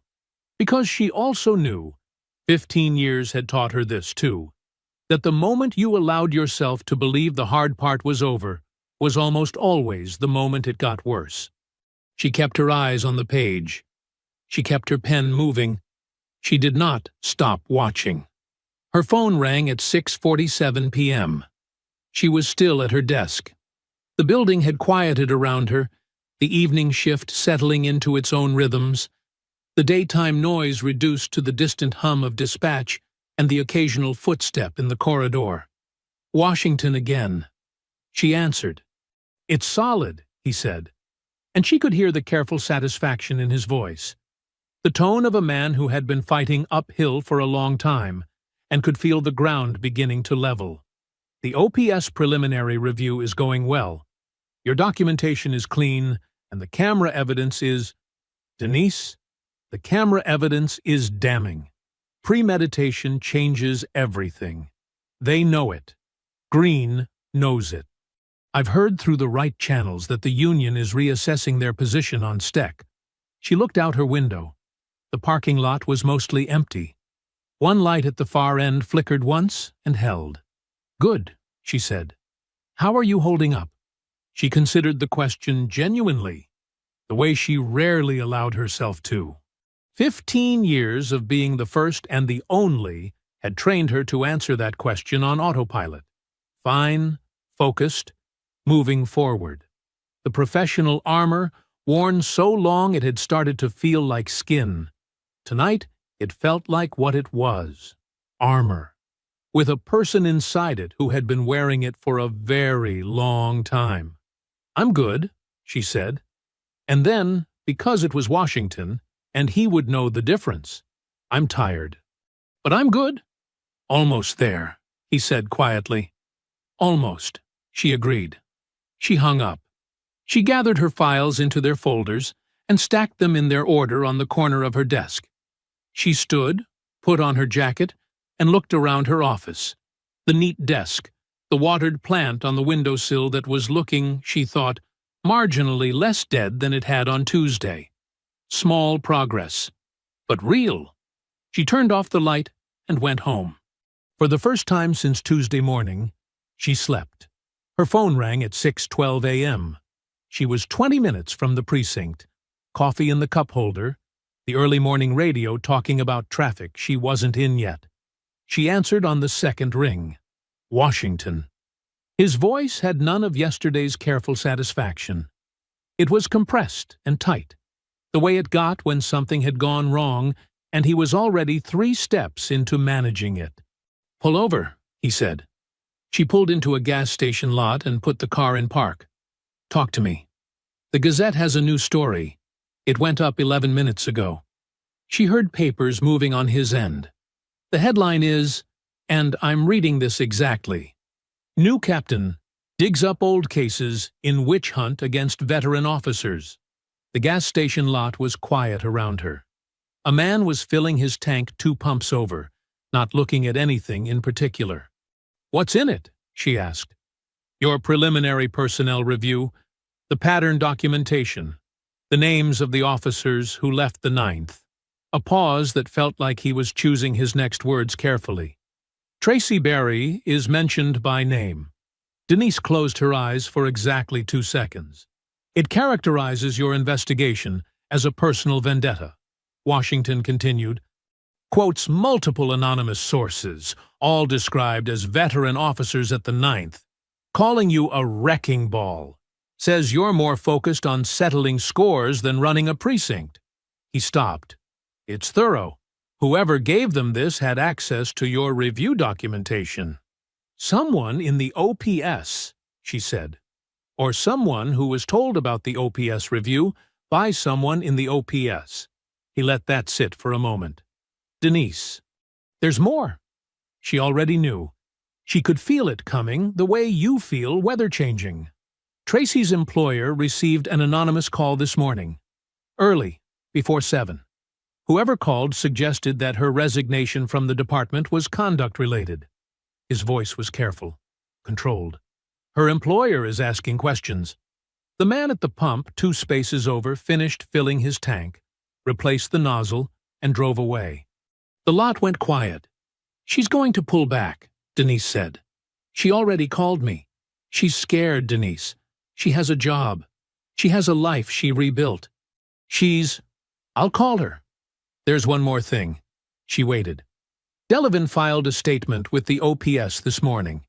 Nominally neutral. He was careful about the language, but it's laced. He questions the timeline of your break room account. He notes that he personally observed nothing unusual in the precinct that morning.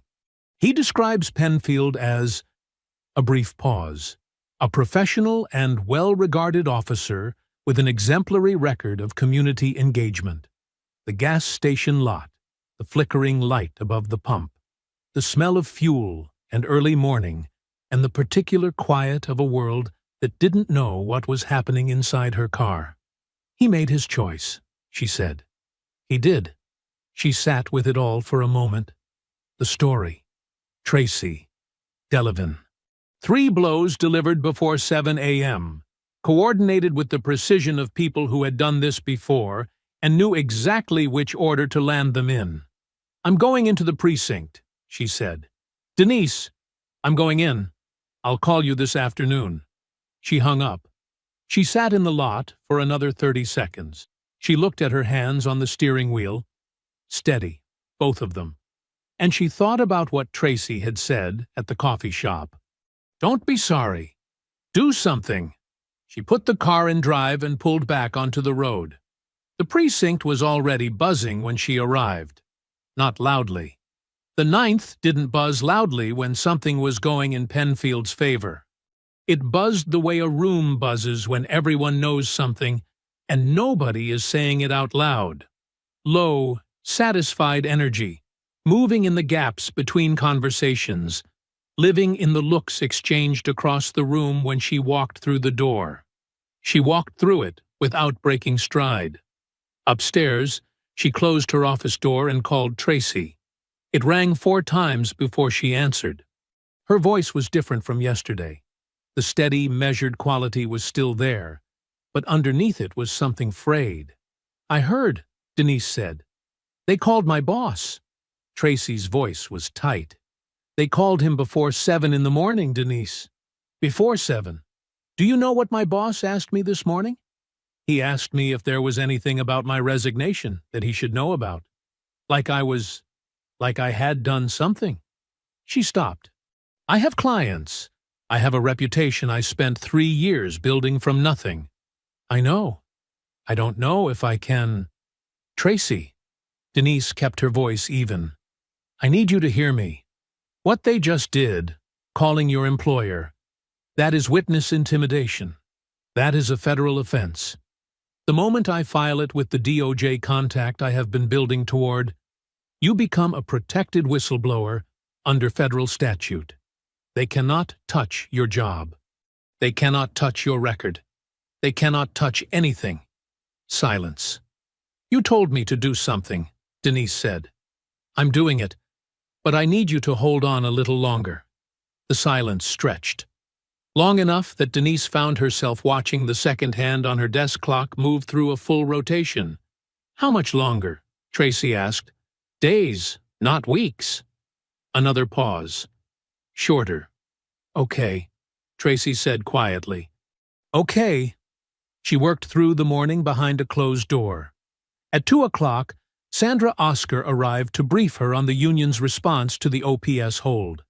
At 3, Angela brought coffee and a fresh folder, without being asked, and left without a word. At 4:30, Denise leaned back in her chair and looked at the ceiling. She was furious. She had kept it managed all day, professional, contained, functional, but it was there, and it was real, and it deserved to be. Not at the leak, not at the article, not even at Delevingne's careful betrayal. At the ease of it. The complete and total institutional ease with which a man like Penfield could pick up a phone and dismantle someone's life before breakfast. She thought about Tracy's voice, frayed at the edges after 3 years of rebuilding. She thought about the 6 names in her column. She thought about Priya's shaking hands, signing a statement she couldn't unsign. She picked up her phone and called Washington. They went after Tracy, she said. A long pause. Then we stopped playing their game, Washington said. His voice was different now. Not compressed, not managed. Decided. Tell me what you need. Denise looked down at her legal pad. At the 3 handwritten pages she had been building since 6 a.m. 3 fronts. 3 simultaneous moves. Coordinated. Documented. And federal. I need 1 more day to get everything in place, she said. And then I need you to make a call to your DOJ contact. Done, he said immediately. What else? That's enough, she said. For now, that's enough. She hung up. She turned to a fresh page on her legal pad. At the top she wrote 3 words. 3 fronts. Tomorrow. Then she picked up her pen, and she didn't put it down again until the page was full. She didn't go home? Not really. She drove to her apartment, showered, changed, ate something she didn't taste standing over the kitchen sink, and was back in her car by 11:15 p.m. She sat in the parking lot of the 9th Precinct with the engine off and the windows down, the night air coming in slow and warm, and she worked through the 3 pages on her legal pad until she had every sequence mapped and every dependency accounted for. She was at her desk by 4:30 a.m. Day 6 started before the building knew it had started. She made the first call at 5 a.m. Washington answered on the second ring. She had known he would. He had told her to call whenever she was ready. And Harold Washington was not a man who said things he didn't mean. I'm ready, she said. Talk to me.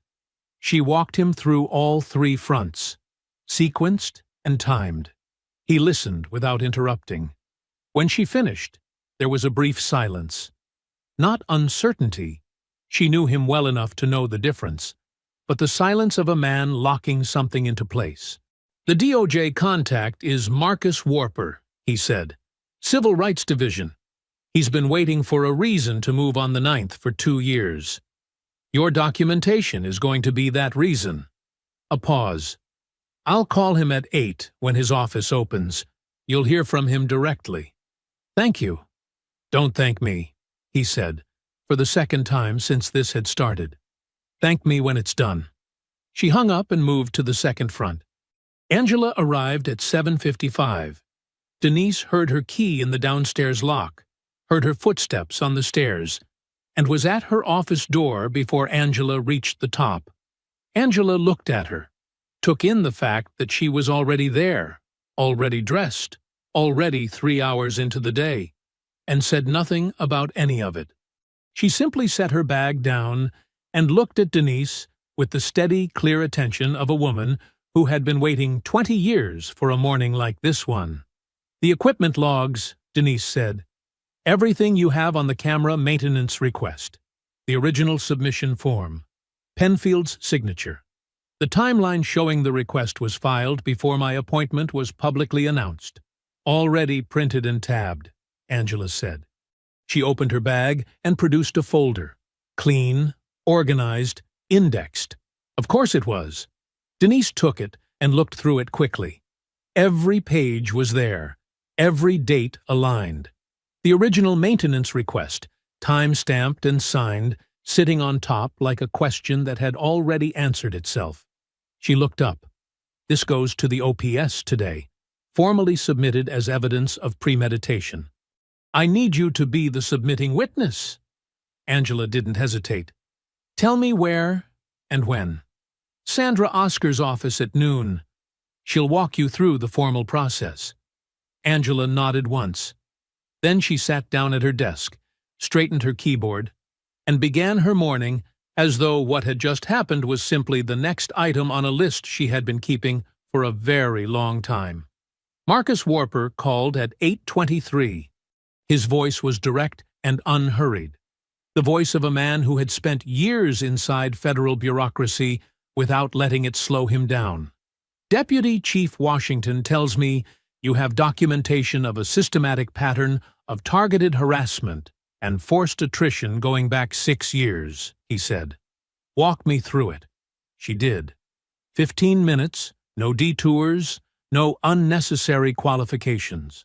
The 6 officers, the pattern, the union complaint machinery, the camera sabotage, Tracy Barry, the witness intimidation, the call to Tracy's employer before 7 a.m. on day 5. When she finished, Warper was quiet for a moment. "The Westfield PD has been on our passive monitoring list since 2019, he said. A civil rights complaint was filed and subsequently went cold when the complainant withdrew. We always believed the withdrawal was coerced." A pause. "What you're describing activates that prior complaint and adds 6 years of additional pattern evidence. That's not an internal disciplinary matter anymore, Captain Montana. That's a federal civil rights investigation." She felt something settle in her chest, solid and permanent. "I'll need your full documentation package," Warper continued. "I'll also need a formal interview. And the witness, Tracy Barry. Is she willing?" "Not yet," Denise said honestly. "But she will be when I can tell her she's federally protected. Under the federal whistleblower statute, the moment she agrees to cooperate with our investigation, her employment and professional record are fully protected from retaliation." Warper's voice was careful and precise. "That protection is immediate and enforceable. Tell her that." "I will. You'll have a formal letter of federal inquiry by end of day. That letter changes the legal landscape of everything currently in motion at the OPS level. The union will see it. Their attorneys will advise them accordingly." He paused. "They're going to know the ground has shifted." "Good," she said. "I want them to know." She called Tracy at 9:15. She told her about Warper. She told her about the federal inquiry. She read her the exact language of the whistleblower statute protection. Slowly, clearly, every word. When she finished, the line was quiet. "No one ever told me I could be protected," Tracy said. Her voice was not frayed this time. It was something else. Something that sounded like a person setting down a weight they had been carrying so long they had forgotten it wasn't part of them. "I know," Denise said. "That's what they were counting on." A long breath on the other end of the line. "Tell me what I need to do," Tracy said. By noon, the formal documentation package had been submitted to Marcus Warper's office. Angela had completed her witness submission at Sandra Oscar's office with the camera evidence. The federal letter of inquiry was received at the OPS at 4:17 p.m. At 4:22, Denise's phone rang. It was Sandra. "Green just called me," Sandra said.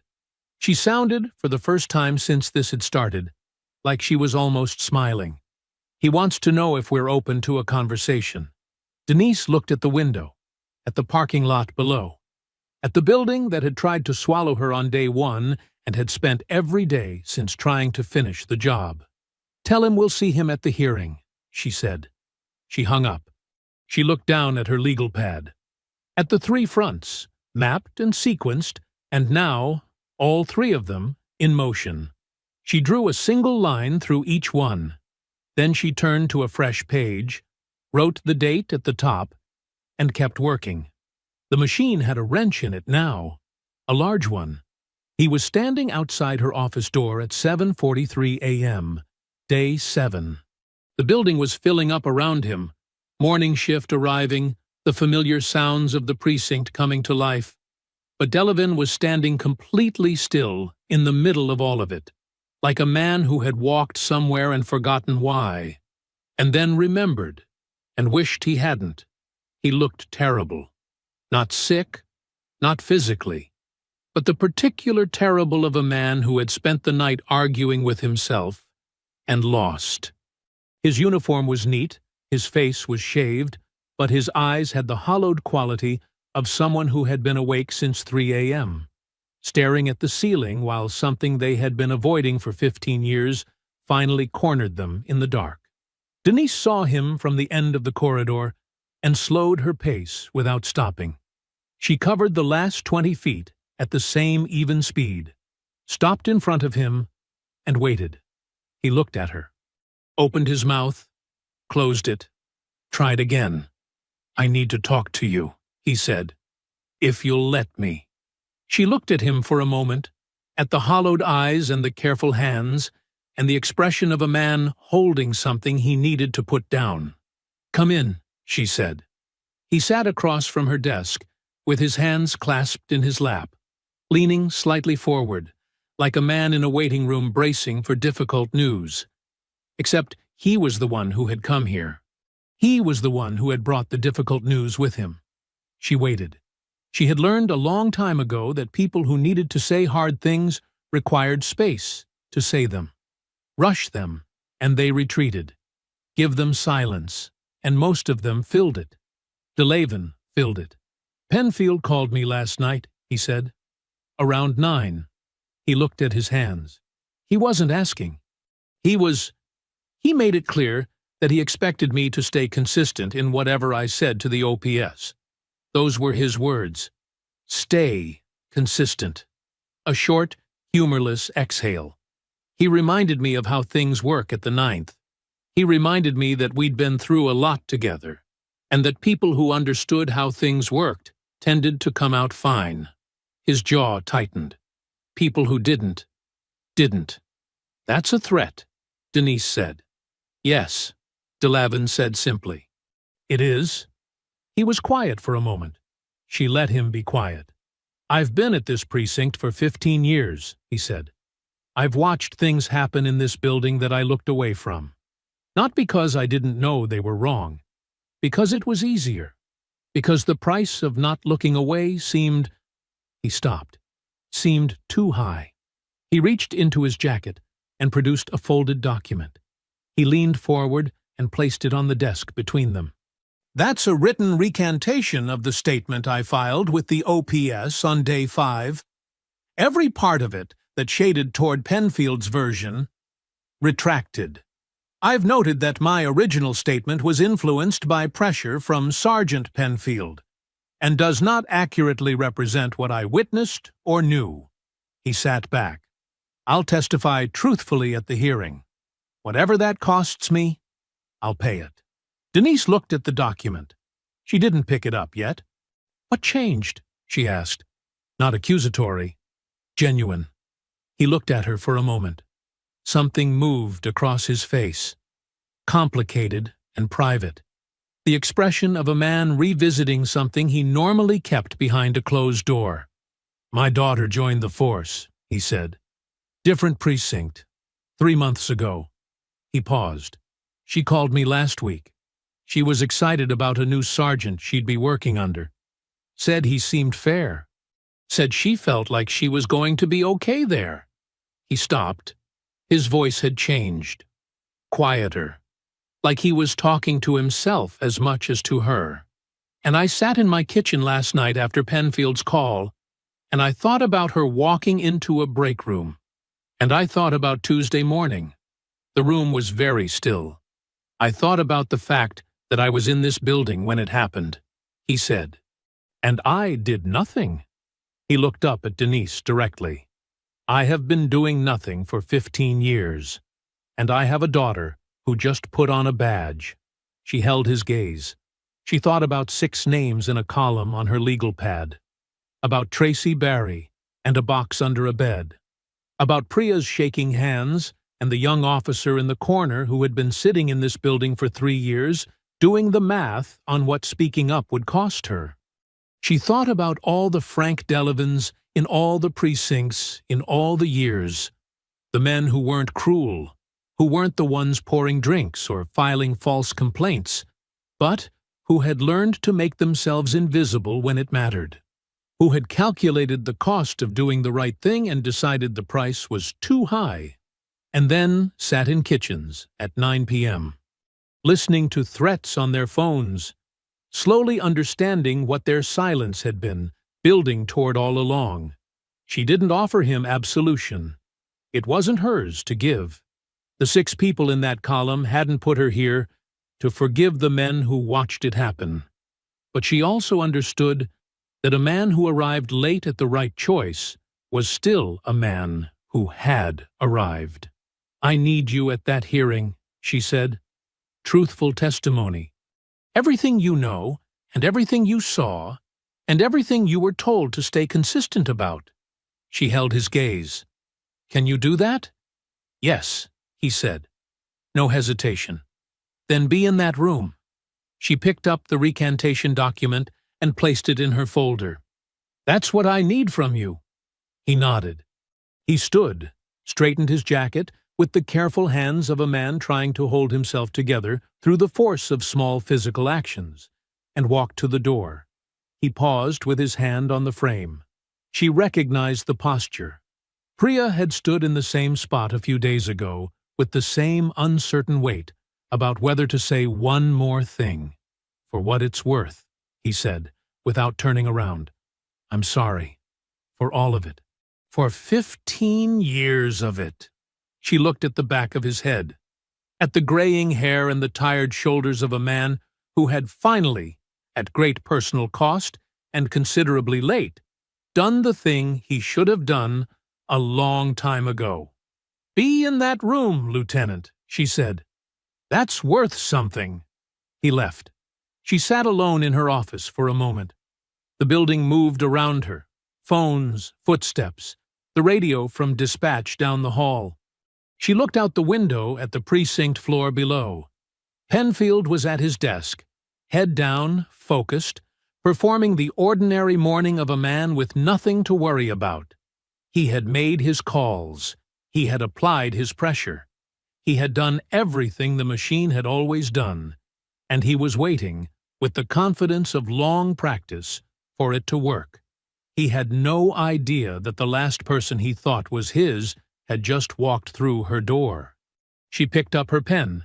She turned to the hearing preparation section of her legal pad, the one she had started the night before, and she kept working. The City Hall conference room was on the 4th floor.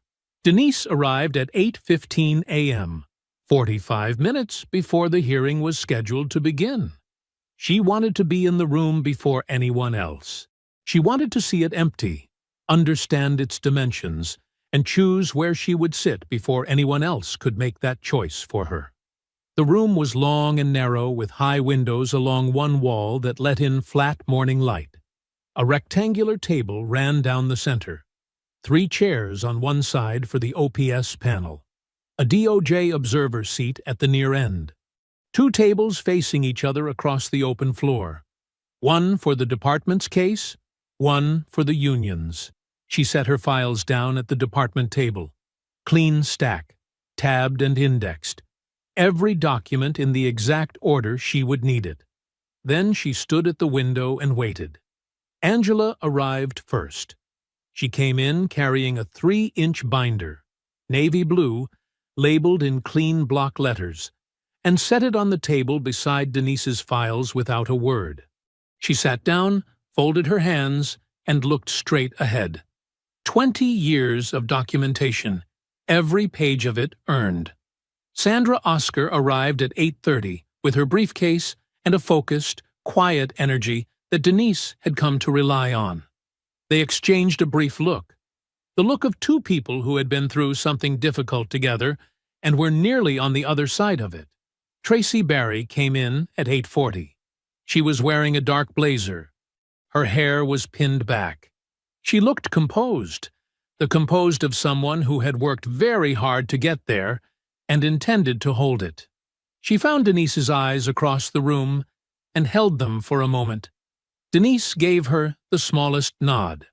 Tracy sat in the gallery behind the department table. She placed her bag on the floor, folded her hands in her lap, and looked at the wall ahead of her like she was reading something written there that only she could see. Priya Nadler came in quietly at 8:45 and sat beside Angela without being asked. Her hands were still. Today, they were still. At 8:50, DeLavin entered.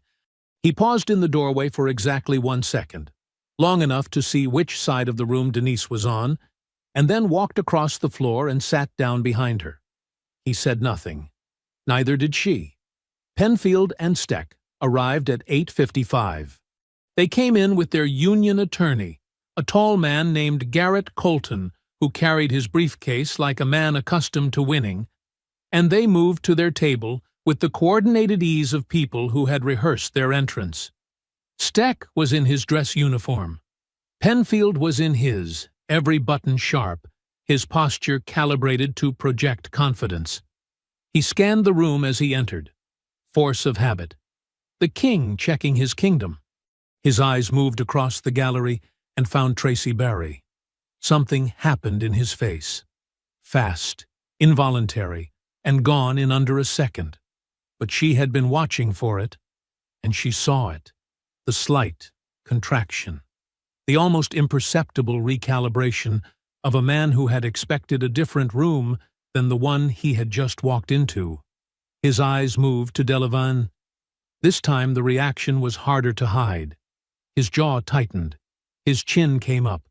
He looked away and sat down, and she watched him lean close to Colton and speak in a rapid, low voice that Colton answered with a slight, professional nod. The 3-member OPS panel entered at 9 a.m. exactly. They took their seats at the head of the table. Panel chair Miriam Olive, retired judge, 63, with the patient and immovable energy of a woman who had presided over difficult rooms for 40 years and found none of them particularly surprising anymore. 2 assessors flanked her, notebooks open. The DOJ observer, Marcus Warper, was already seated at the end of the panel table. He had been there, Denise realized, since before she arrived. He introduced himself to the room with a brief, precise statement. The hearing's findings would be incorporated into a federal civil rights review of the 9th Precinct covering a 6-year period. All testimony was subject to federal perjury statutes. The room temperature dropped several degrees. Colton shifted in his seat. He leaned toward Penfield again. This time Penfield didn't lean back. The hearing moved with the clean, methodical pace of a process that had been properly prepared for on one side and had not been on the other. Sandra Oscar presented the department's case in careful sequence. The break room incident. Priya's first-hand account, formal and detailed, delivered without flinching. The pattern documentation. Angela's 6-year cross-referenced files, each name and date and outcome laid out in plain, unambiguous order. The camera sabotage evidence, the original maintenance request, Penfield's signature, the timeline showing premeditation. Warper received each document with quiet attention and made notes on his legal pad. Oscar presented Tracy's written deposition last. She read the relevant sections aloud, clearly and without editorializing, and the room listened to a woman describe in her own words what had been done to her, and what it had cost her, and how she had carried it for 3 years before someone had given her a reason to put it down. The gallery was completely silent. Denise did not look at Penfield. She had decided at some point in the previous 24 hours that she would not spend this hearing watching him. She had spent enough of the last week watching Dale Penfield. This morning, she watched the panel. She watched Miriam Olive read. She watched the judge's face as she absorbed each document, not a performance of reaction, not a performed expression of judgment, just the steady, thorough attention of a woman building her understanding 1 page at a time. That was enough. That was everything. Colton called for a recess at 11:15. He requested 15 minutes. Olive granted 10. Colton and Steck and Penfield moved to the corner of the room. Colton spoke. Steck listened. Denise watched, not directly, from her peripheral vision, and saw the moment Steck's posture changed, saw the slight collapse in his shoulders, saw him look at the floor and nod at something Colton said. The 10 minutes became 15, then 20. At 11:37, Colton approached Sandra Oscar. They spoke quietly for 4 minutes. Sandra came back to the table and leaned close to Denise. Steck wants to negotiate. Resignation in exchange for a cooperative statement and no criminal referral on the harassment charge. A pause. Colton advised him. He read the room. Denise looked at Sandra. What are the terms on the certification? Permanent ban. He will never hold a law enforcement certification in any state. She looked at the table for a moment, at the clean stack of files they had built over 7 days from nothing but the truth. Accept it, she said. The panel reconvened at 11:45. Steck's resignation was formally entered into the record. His certification ban was noted. He walked out of the room without looking at anyone. Penfield sat alone at the union table. Colton was still in his seat, but something had changed in his posture. The subtle repositioning of an attorney who has just watched his stronger case walk out the door and is now doing the math on what remains. Penfield looked straight ahead. His jaw was set. His hands were flat on the table. He was going to fight. She had known he would. Olive looked at him across the room with the patient, untroubled expression of a woman who had seen this posture before.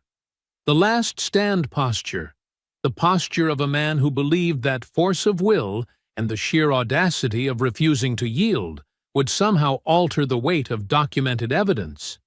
Mr. Penfield, she said, you may respond to the department's presentation. Penfield stood. He spoke for 22 minutes. He invoked his 6 years of service.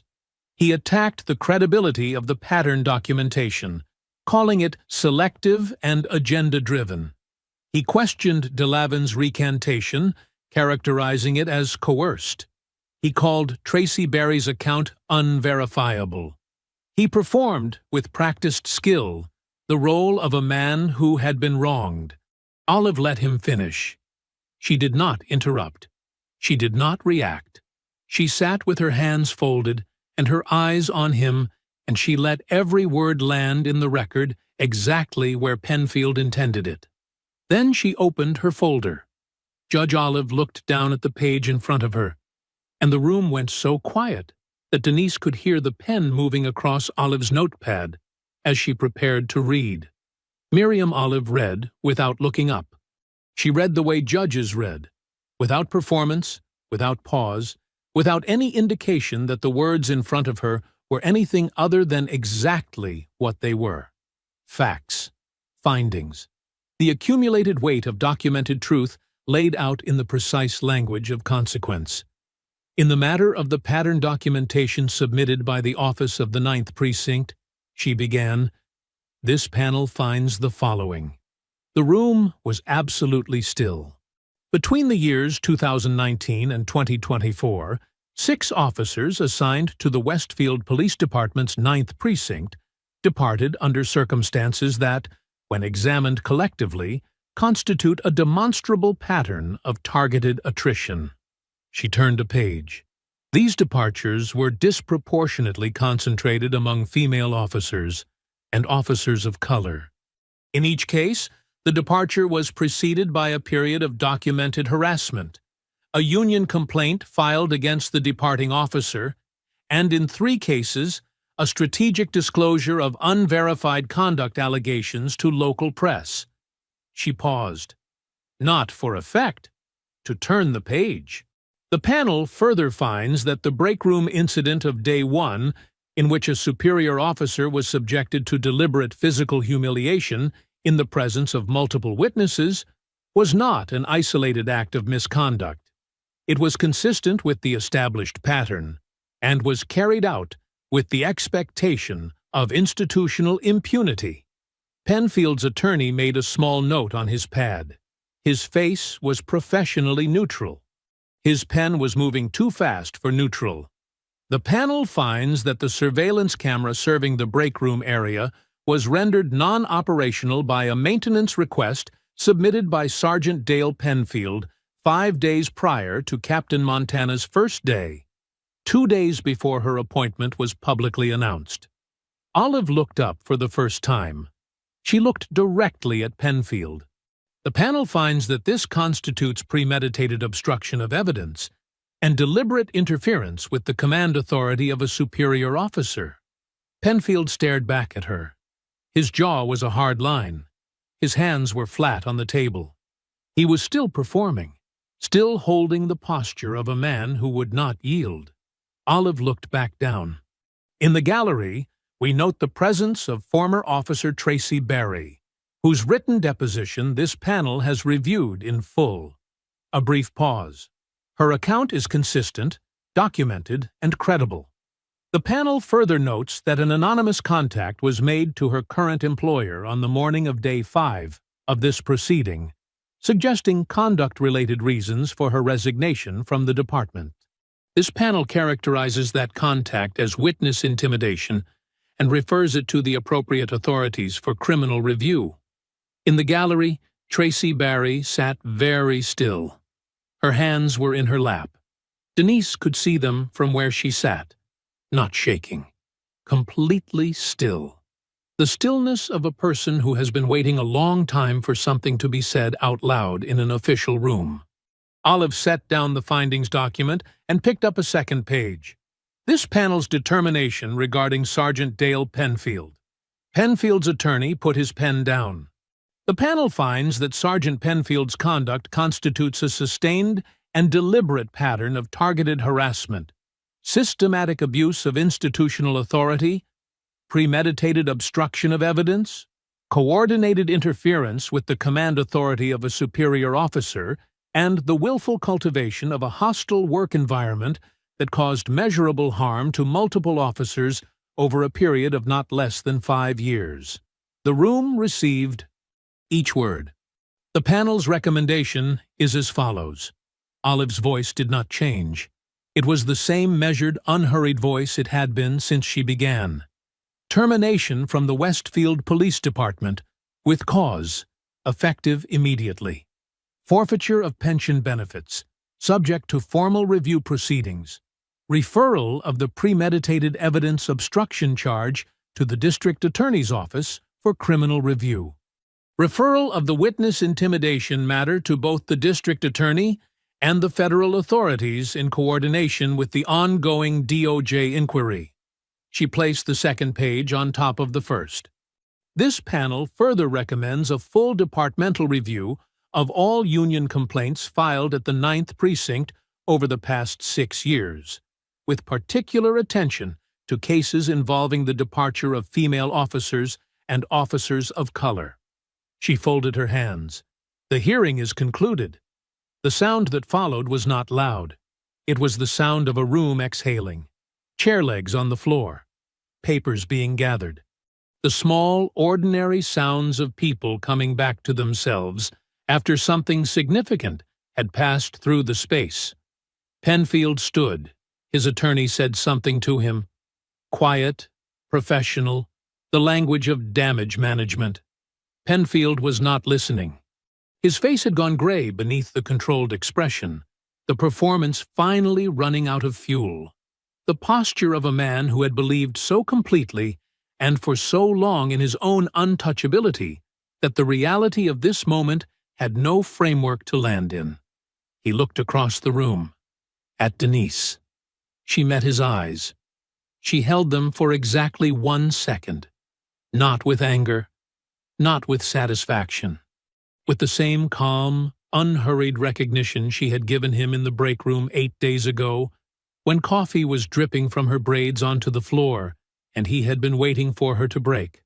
She hadn't broken then. She looked away first this time. By choice. Because she was done with him. She looked at Angela instead. Angela Reeves was sitting with her 3-inch binder closed in front of her, both hands resting on top of it. And she was crying.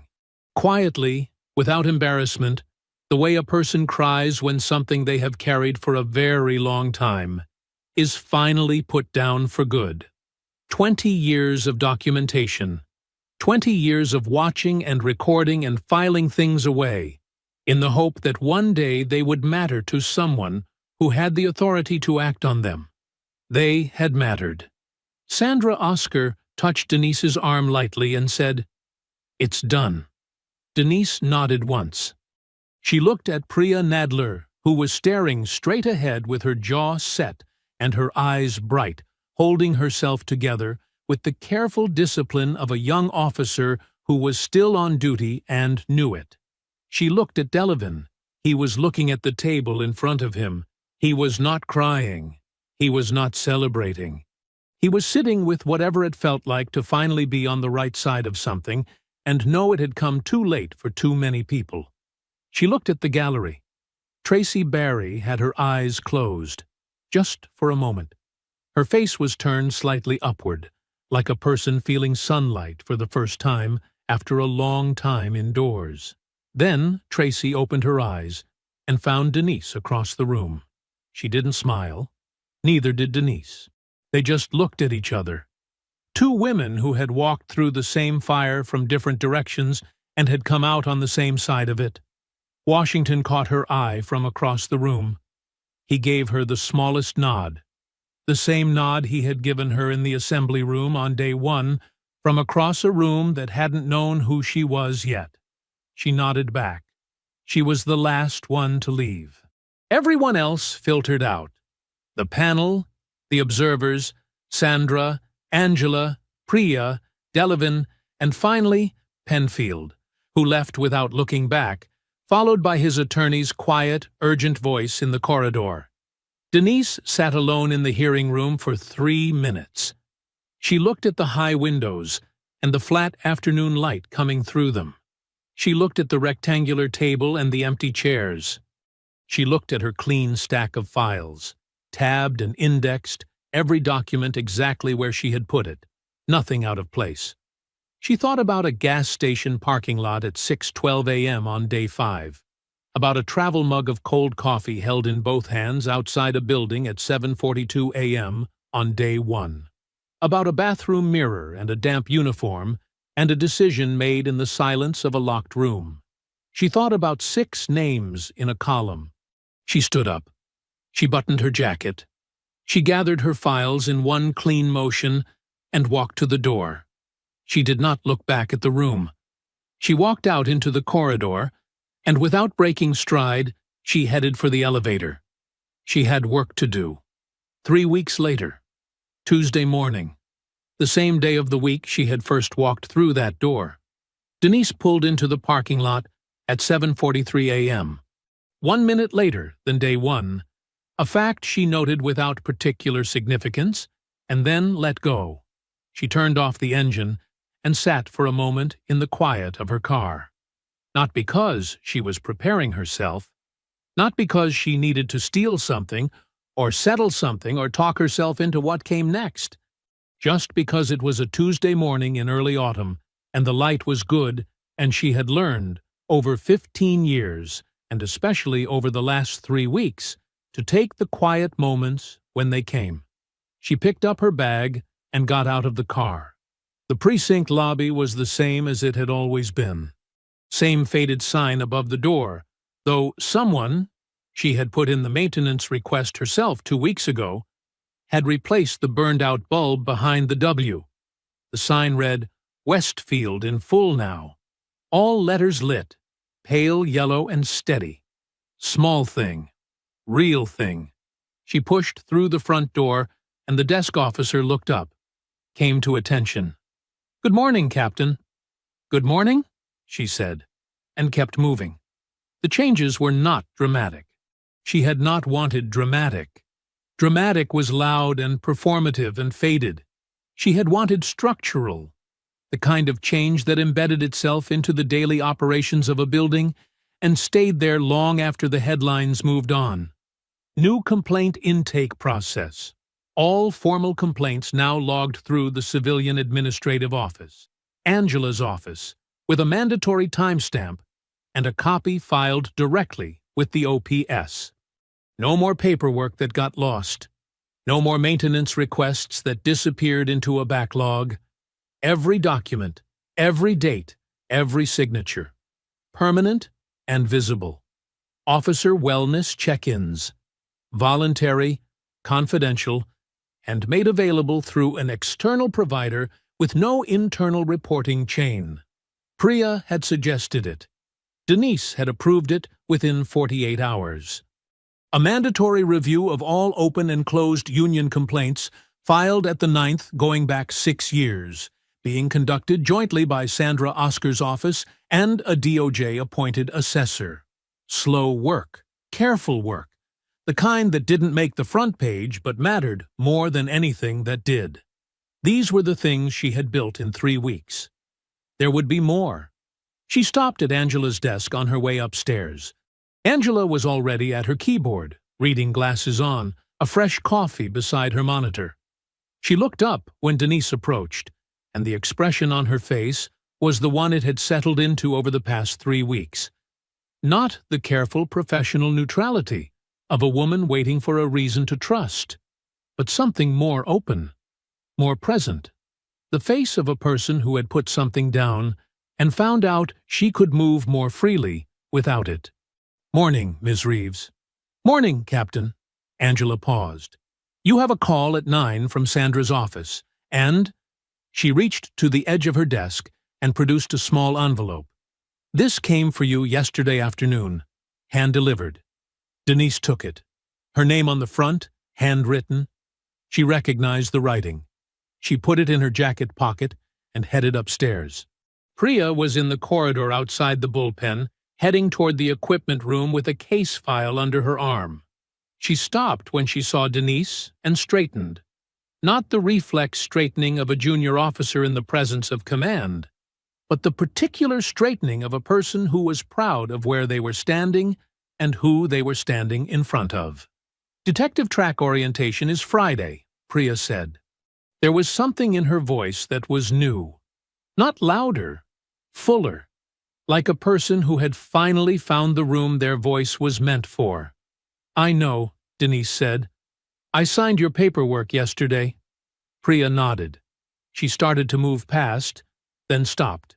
She looked at Denise with the direct, uncomplicated gaze of someone who had decided that saying the thing was better than not saying it. "Thank you," she said. "For all of it." Denise looked at her, at the third-year patch on her sleeve, at the steady hands that had shaken when they'd signed a statement in this building 3 weeks ago and were not shaking now. "You did the hard part," Denise said. "You showed up and told the truth. The rest was paperwork." Priya almost smiled. Then she did smile, brief and real, and headed down the corridor. Her office was the same small room it had always been. The plant on the windowsill was not dying anymore. 3 weeks of consistent watering had done something improbable to it. New growth at the top, small and green and slightly ridiculous against the gray sky outside the window. She had not replaced it with anything better. She had just kept watering it. She sat down at her desk. She opened her jacket pocket and took out the envelope. Inside was a single folded page. She opened it. "Captain Montana, I got a call from my boss this morning. He said he looked into the situation further and wanted to apologize personally for the questions he asked. He said he was sorry for any distress caused. I've been a paralegal for 3 years. I like my work. I'm good at it. I'm not coming back to the force. That chapter is finished for me, and I've made my peace with that. But I want you to know something. For 3 years, I carried what happened at the 9th, like it was my fault, like I had done something wrong by refusing to stay quiet and go along. I couldn't put it down. I tried, and I couldn't. I put it down the day you called me and told me the protection was real. I put it down in that hearing room when Judge Olive said my name and said my account was credible and said what happened to me was wrong. Nobody in an official room had ever said that before. I hope you know what you did. Not just for me, for all of them, for the ones before me and the ones who would have come after if you hadn't walked into that building. Thank you for being the kind of captain worth trusting." Tracy Denise folded the letter. She held it in both hands for a moment. She looked out the window at the parking lot below, at the Westfield sign visible from this angle, all letters lit, steady and even. She thought about a woman with a box under her bed. 3 years of documents kept in the dark on the chance that someone would eventually come along who was worth handing them to. She thought about 6 names in a column. She thought about a break room and a cup of iced coffee, and 43 officers in an assembly room watching a damp-collared woman pin an insignia to her own collar. She placed the letter in the top drawer of her desk. She closed the drawer. She opened the first personnel file of the morning. Outside her window, the parking lot was filling up. Officers arriving for the morning shift, moving across the asphalt in 1s and 2s. Some of them still hadn't made their peace with who was running this precinct. Some of them probably wouldn't for a while. That was fine. She didn't need their peace. She needed their performance, their professionalism, and their compliance with a code of conduct that was now being enforced by someone who had read every file in this building and intended to keep reading. The rest would come with time. Or it wouldn't. And she would deal with that, too. She turned a page. She picked up her pen. The morning light moved across her desk in long, even angles, and the precinct hummed around her. Phones and footsteps and the distant sound of dispatch. The sounds of a building at work. Her building. Her precinct. She kept her eyes on the page and her pen moving. And she did not look up. She had work to do. If you enjoyed the story, leave a like to support my channel, and subscribe so that you do not miss out on the next one. On the screen, I have picked 2 special stories just for you. Have a wonderful day.